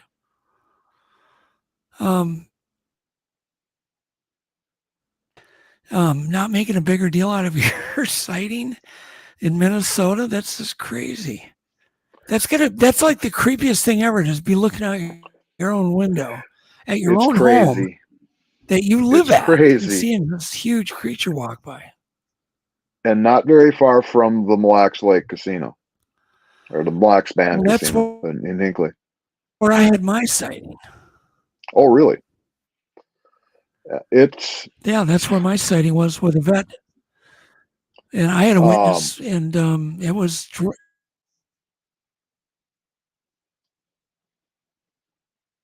It had taken a swim either in the stream or in the lake, and it was standing by the road drying off. Mark. Well, I've heard you talk about that on different podcasts or different episodes.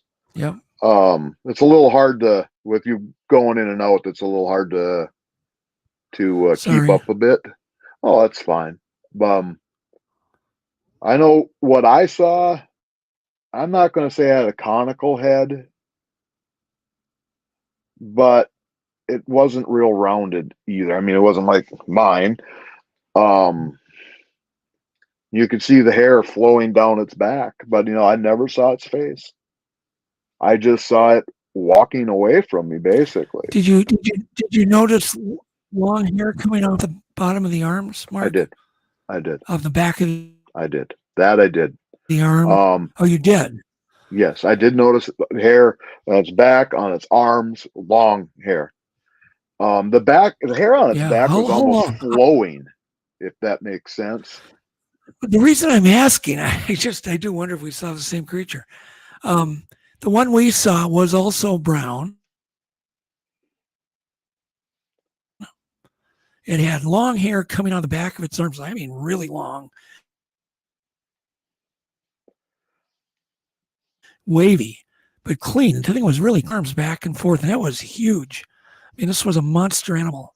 Super, super big. Yes. Super tall. Yes. And we had it lit up we had it lit up with my car headlights. So, I mean, we could really see it. It was at the very... I guess I did start a little bit because after that,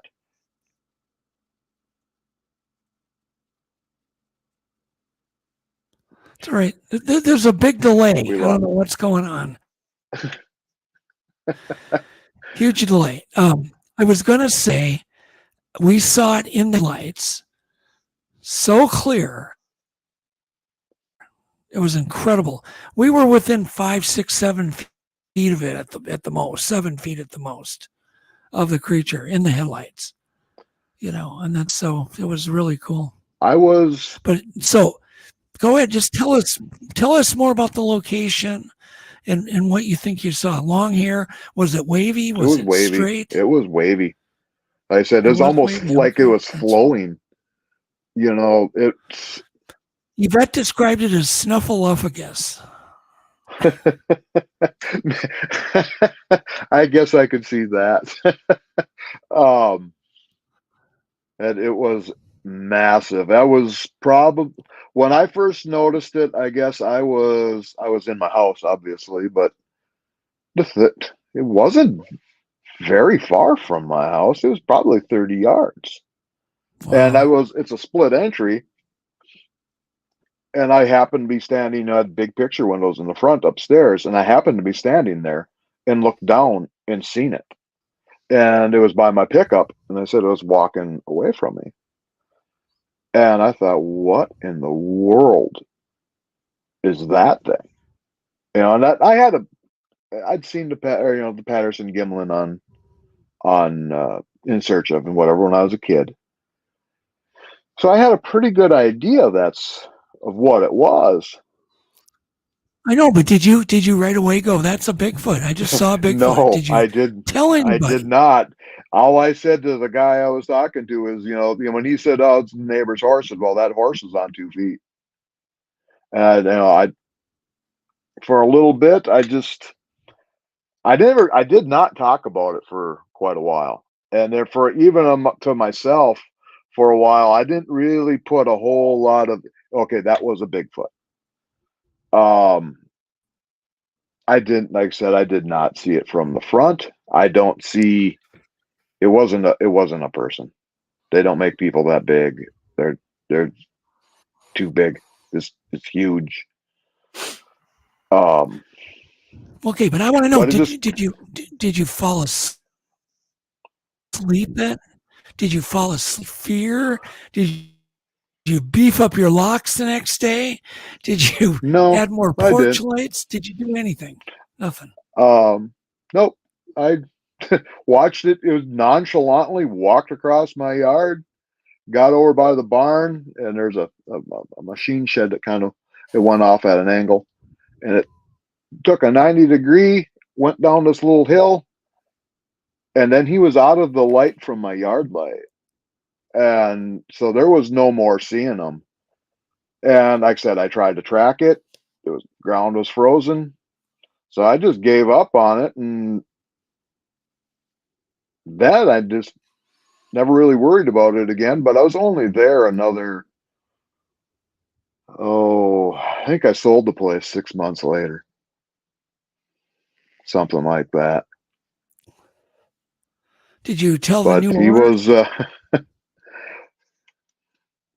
No, I did not. I don't even know if the place is still standing. He bought it. He was building an airport. And the airport was going to fly over my house. And he didn't really want to deal with the neighbor having, listen to the neighbor complain about the airplane. So he bought my place. So he didn't really care.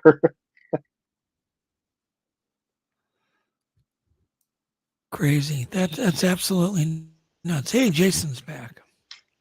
Can you hear me? Yeah. Hey, Jason. All right. I got to put headphones on. Okay. Looking good. Well, we're going to have to talk more about your sighting, Mark. I want to get more details. Probably more than the audience ever wants to hear. So, all right. Jason, we want to hear your story, your encounter. You ready? Yep. All right. We are ready.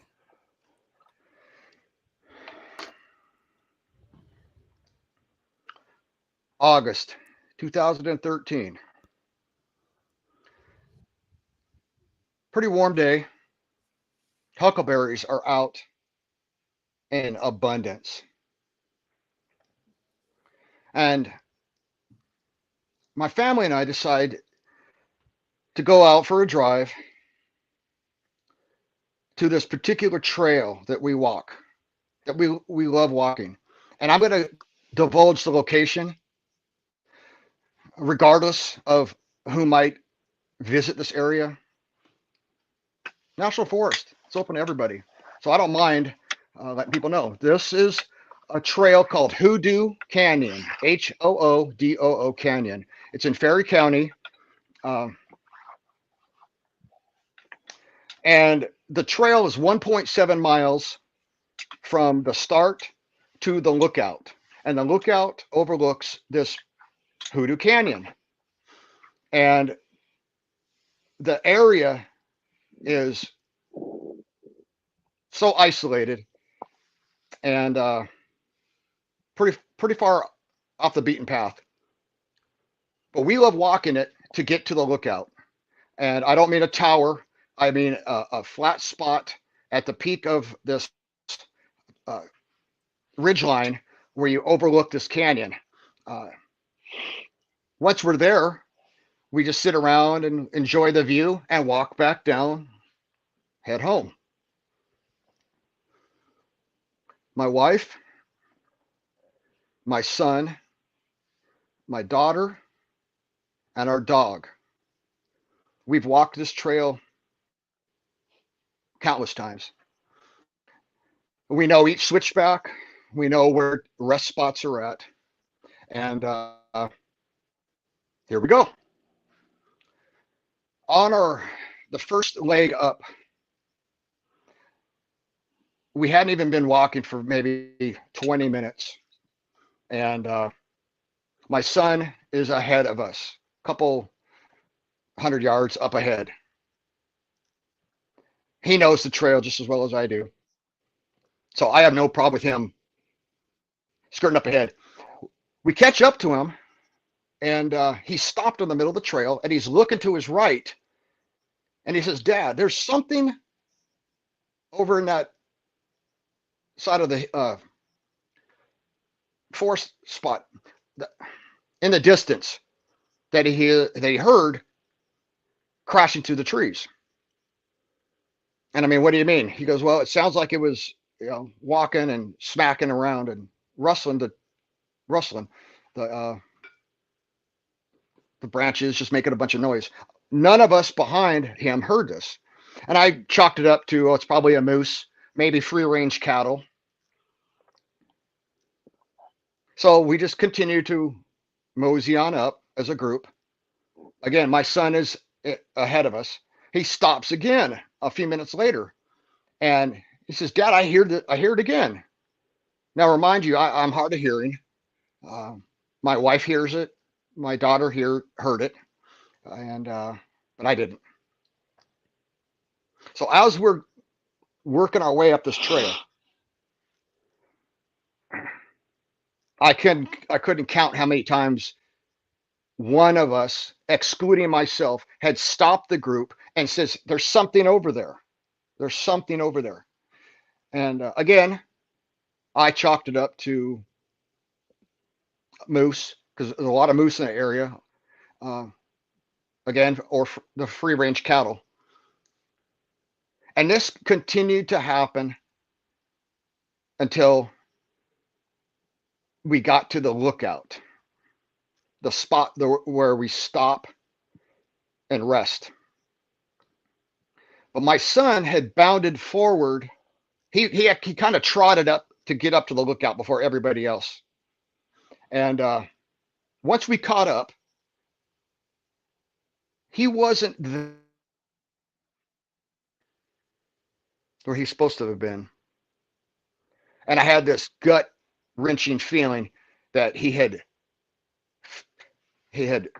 somehow fell off the edge, because at the lookout, it's just a sheer cliff, 120, I believe, feet down, straight vertical down. And I'm yelling for him. On the back side of the lookout ledge, there's a little vertical rock wall that goes up, and it's about 30 feet up. Well, he peeps over the edge looking down and says, "Dad, I'm up here." I'm like, "What are you doing up there?" I go, "Get down here." He slides his way down, and I go, "What are you doing?" He goes, "Dad, when I got up to the lookout, there was a guy looking over the edge down at me." I go, "What do you mean, a guy?" He goes, "There was a guy, a man looking down." And I says, "No way. There was no truck down below. There's no really other access in this area." And I didn't believe him. I says, "There was no guy." And he was so adamant about having this person peering down on him, but it was just momentarily. So he shimmied up, but he didn't see anything when he got up the rock wall.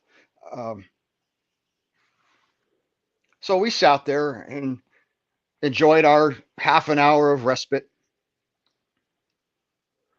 One little bit of detail also. We are eating huckleberries continuously on the way up. I mean, we're munching, and I mean, our fingers are purple, our lips are purple. We had our share. And this is going to come into play here shortly. So we're done. We're ready to turn around and head back down to the vehicle and head home. We had exactly an hour before dusk. We'd walked this so many times that we have this down. So we single file start heading back. My dog is in front. He's a German Shepherd Lab mix, about 100 pounds.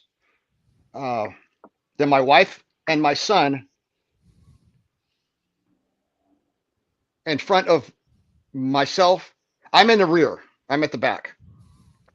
So it goes my dog, my wife, my son, my daughter, and me. Working our way down. We had got to this point on the trail where it makes a 90-degree dogleg turn and then another 90-degree left-hand dogleg turn. My daughter and I, we're slowly working our way, picking in huckleberries again. And my son, my dog, and my wife, they make the right-hand turn, and then they make the left-hand turn, and then they're out of sight. And I know where they're going to go post up and wait for us to catch up. As soon as they got out of sight, they were out of my visual field. I stopped on this trail instantly. Something told me there's eyes peering down at me. First thing in my head is it's a cougar, that predatory feeling that you have when you're being watched. My daughter takes a few more steps, looks back at me. I look to my left. Less than 30 feet away,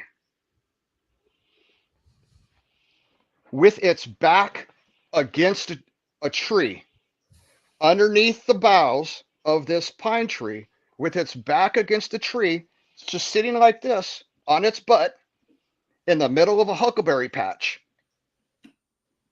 was a juvenile Sasquatch. I said to my daughter, I go, Haley, look right there. Look right there. And she goes, Dad, I don't want to eat any more huckleberries, because she thought I was pointing at another bush of huckleberries to pick through. I go, no, look right there. And she turns to the right and looks. And she goes, holy effing S. It's a Sasquatch. I go, I know. Shh, quiet. We back up a few feet to get a little bit closer to it. And it's sitting with its back up against a tree, looking at us with this little gentle smile of happiness. This look of not curiosity, but it was just happy sitting where it's at. And it reaches out and it grabs a huckleberry and looks right at me and my daughter, and it just pursed its lips and reached again for another one. Wow. And we're having this stare down, all three of us, and we're just going back and forth. Now, I have a gun on me, but it's underneath my t-shirt. I thought instantly in my head, do not show it. Don't show that weapon. My daughter and I are sitting here going back and forth, watching this Sasquatch picking huckleberries, observing us like television, but it was happy. It had no problem showing itself.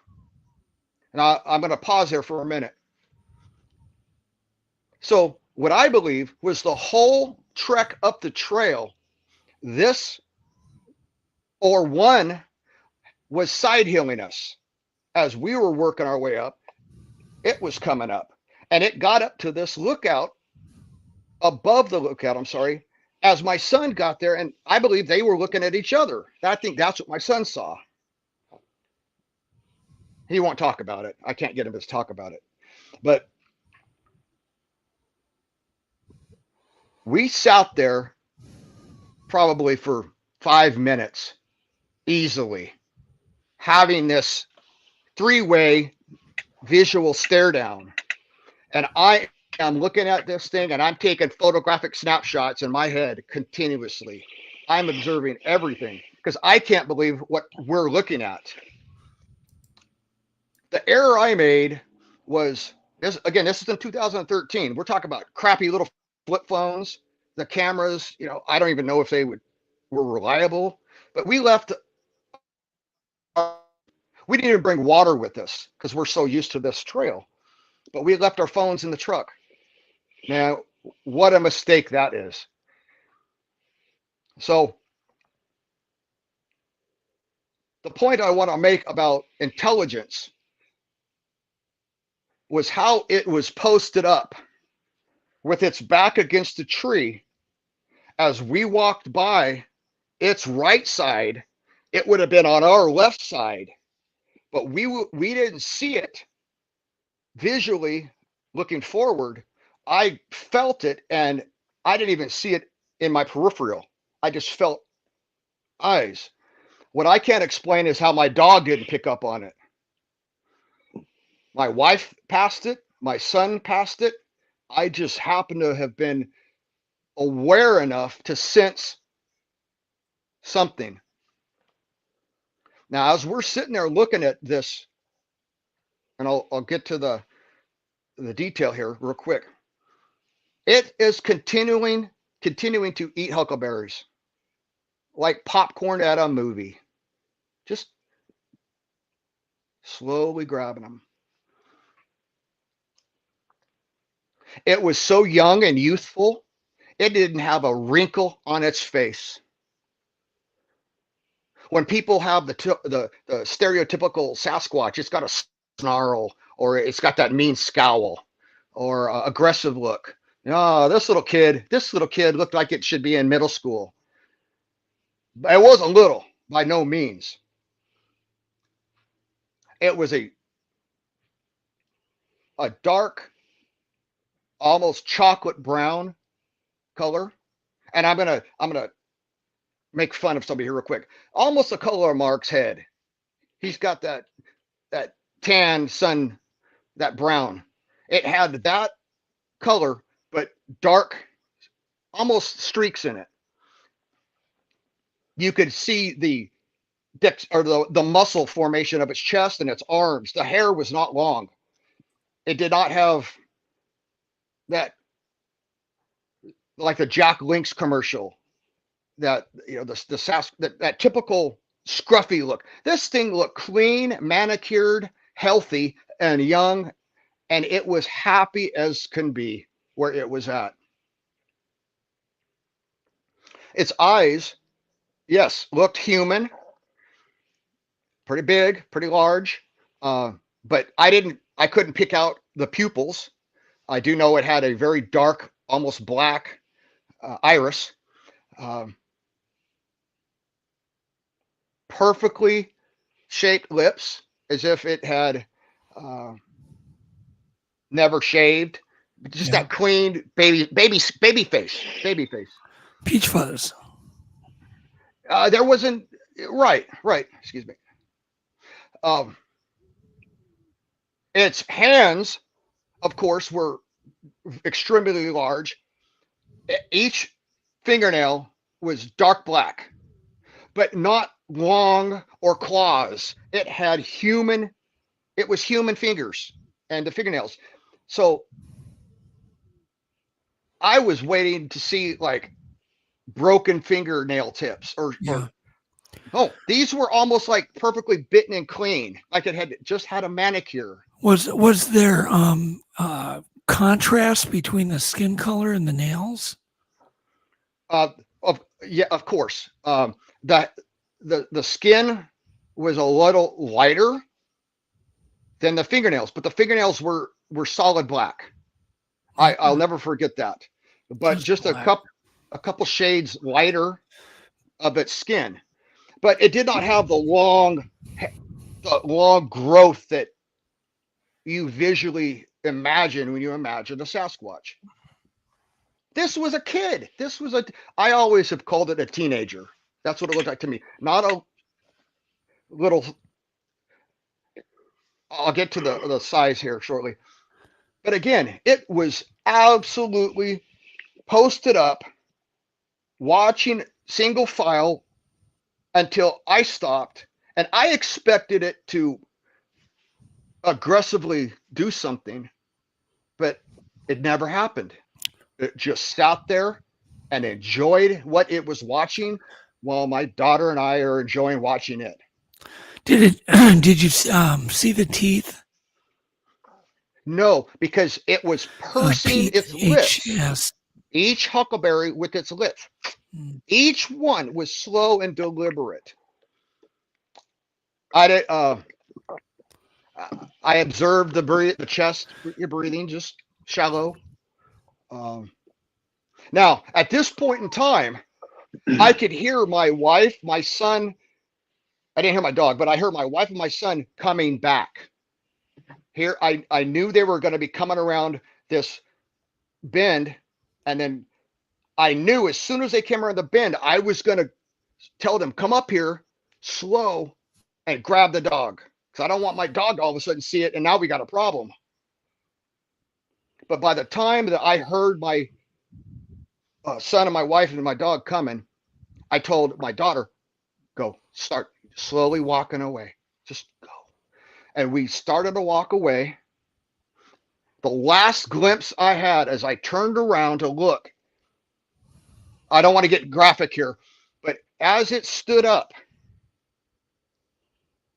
it just started to turn away to walk into the timber. It was just seconds from disappearing. It was a male. It had male genitalia, external. It had a scrotum. It had a penis, uncircumcised, and the pubic area, the hair was extremely short. Again, the hair on its legs were not that long. It was a young, juvenile, male Sasquatch. How short was the hair? Probably 2-3 inches in length.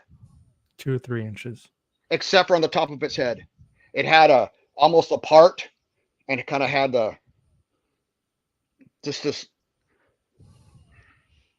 It had a part in its hair, and the hair just kind of flowed down, not long, but it just came to like about the chin area, but not scruffy. It looked so clean, well maintained. I looked, and the last glimpse I saw was it just stepping into the timber in the tree line. Gone. Wow. As my wife and my son and my daughter and I merged, my wife goes, "What are you guys doing?" And I go, you have no idea. And I go, "Come here, I want to show you something." Anyways, I explained this to my wife and my son. Of course, they believe my daughter and I. So I had a witness with me, my 13-year-old daughter. We sat there face to face. Anyways, we start working our way down. The sun's starting to set. Coyotes start yipping. They are going off like they normally do. It's sundown. And back in that general area was the just this loud scream. And those coyotes, they quiet as could be. That scream shut them up. Now, the whole time we're walking down the trail, we're discussing this. We just can't believe, we're in awe. And that's where my life changed 180 degrees from being a semi-skeptic, semi-believer to factual, 100% factual. And again, with a witness. So we get home the next day, I'm loading up my camper and we're going right back. We're going camping. And we did. And what a night we had that night. 24 hours later. So I'm going to pause. I'm going to pause there. Yeah, I want to ask you some questions. Yeah. Was the hair really shiny or just clean? It did not have a sheen. No sheen. Okay. No. It just had a normal. The best way I can describe this is are either one of you familiar with the fur on the chest of a elk? That dark chestnut brown. Sure. Yeah. Okay. That's the it's a bit curly darker there too on the chest. A little bit lower down, correct. Yeah. But up towards the neck. Okay. Right in there, that would be the color and the length. Now the back of the elk, they tan and so forth, but just the from the neck to just about the chest area of an elk, that would be the color and the length at maximum, excluding the hair, the head. Okay. One, I think you're one of the only people in the world that have seen these things eating huckleberries, which are blueberries and all, it's pretty much the same thing as a blueberry. We call them blueberries here in Minnesota. And certainly I've suspected it's one of their main things that they love to eat. John Meinzinski told me that would be one of the foods that you're going to really want to pack on, especially if you're going to do any, like over the cold weather. It's going to help you survive the cold weather. Even if they hibernate, that blueberries, packing up on blueberries, there's some chemical in them or in huckleberries that would allow you to hibernate. So congrats for that. Pardon? I'm stating such as bears do. They gorge on the huckleberries when ripe. Yeah. To the point where their fecal matter is nothing but liquid huckleberries. Yeah, blue goo. And so what was the exact, what would you guess the height of this thing? Okay, I skipped across that. Okay. Yep. My best judgment, I'm pretty good at guesstimating distances and sizes. And my best guesstimate would be under 7 feet, between 6.5 and 7 feet tall. Not a monster. It's not a baby. Yeah, it's not a little newborn baby. Yeah, absolutely not. I will stick by this 100%. It was a teenager. Yeah. A happy-go-lucky teenager who was watching us in awe, but joyfully. Do you think its parents knew that it was there?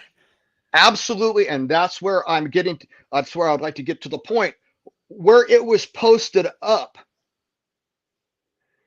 There had to have been another parent or babysitter or adult around. I believe I felt that as we were working our way down. Yeah. Because the scream we heard was too far away to have been the one that my daughter and I had just witnessed minutes earlier. The scream came from a complete different canyon. That was returning a vocal to the coyotes. my hypothesis is, as we were working our way up, I believe that in that area there might have been a nursery, a daycare of some sort. Because I don't understand why multiple times over and over and over again they would allow themselves to be heard, why they would allow such racket on a continuous basis. As we were working up, they were horizontal to, the sounds were horizontal to us as we were working our way up. Any so this group that you've been going up, it's pretty much, you think it's the same group that you've been kind of dealing with? No, this is two different areas. All these years? No, okay, this is okay. two separate areas. Gotcha. The area where Mark and I, that's my primary go-to spot. That is so active. That's my go-to spot. This was just a chance encounter in this spot. Okay. And this is at that national park. Yes. And that's why you don't research there, because it's so many people. The national forest. It's the national forest. It's a section of the national forest. Okay. But I don't go there because it is heavily visited by people from all over the state because there's a part of the Pacific Trail that's very close that runs along the Kettle Range. So there's a lot of activity, human activity in this area, but I go to a spot where it's really quiet. But again, this was a chance encounter. Anybody out there listening to Hoodoo Canyon, Dead Man Creek is the road up. Look it up on the internet. You'll find it. It's okay. Clear as day. You'll see the lookout, and you'll see. Excuse me. Well, I'm sorry. We've this horrible delay tonight. It's driving me crazy. Alex, I'm also concerned that the uploading is starting and stopping and errors. I'm seeing all sorts of problems. I'm really worried. Yeah, so I think it would be great to have you guys on again for. Yeah, can we just do a part 2 right away? And get this internet thing. This has never happened ever. Not like this. Never. Whatever. I'd like to end it on this. Yes. This is the first time I've ever. Excuse me. This is the second time I've ever spoke about this, and I want to put this on record. There's more to this story, to this event. This was such an occurrence. Dr. Meldrum, you're out there. You contacted me. I did what you asked. You sent a film crew, and they documented this on a documentary called Sasquatch Chronicles. And I got burned. You made me look like a fool. Not you, Dr. Meldrum, but the documentary made me look like a fool. This was no walking bear. I'm not going to mention anybody else, but no. And to be clear again, Jeff didn't have anything to do with that. Yeah, Jeff's been burned, as we all have. I agree. I'm just making this clear that this is the first time since being burned that I'm talking about this. Yeah, and I have no problem talking about it anymore. That's why I stopped my Facebook page. And I want to make this clear. I'm not angry. I'm not mad or spiteful. But what I do to protect these beings. I ain't out to hunt them. You contact me to go hunting. Don't do that. But what I want to do is help protect these beings. And what I used to post, people would take and plagiarize and post as their own or alter. I know my work. So I stopped my Sasquatch page, but I'm more than willing to pick it up from where we left off. And because there's a part 2 to this that changed my life again. Well, let's do that, because I'm even concerned about, literally, Alex, we're getting errors and just everything's going crazy. Yeah. Let's close. People are joking about it's this EBS or this EAT system that got the internet. Who knows? I don't know. All I know is it's concerning. Well, it was a pleasure having you guys. The government. It was awesome. No, it was absolutely awesome.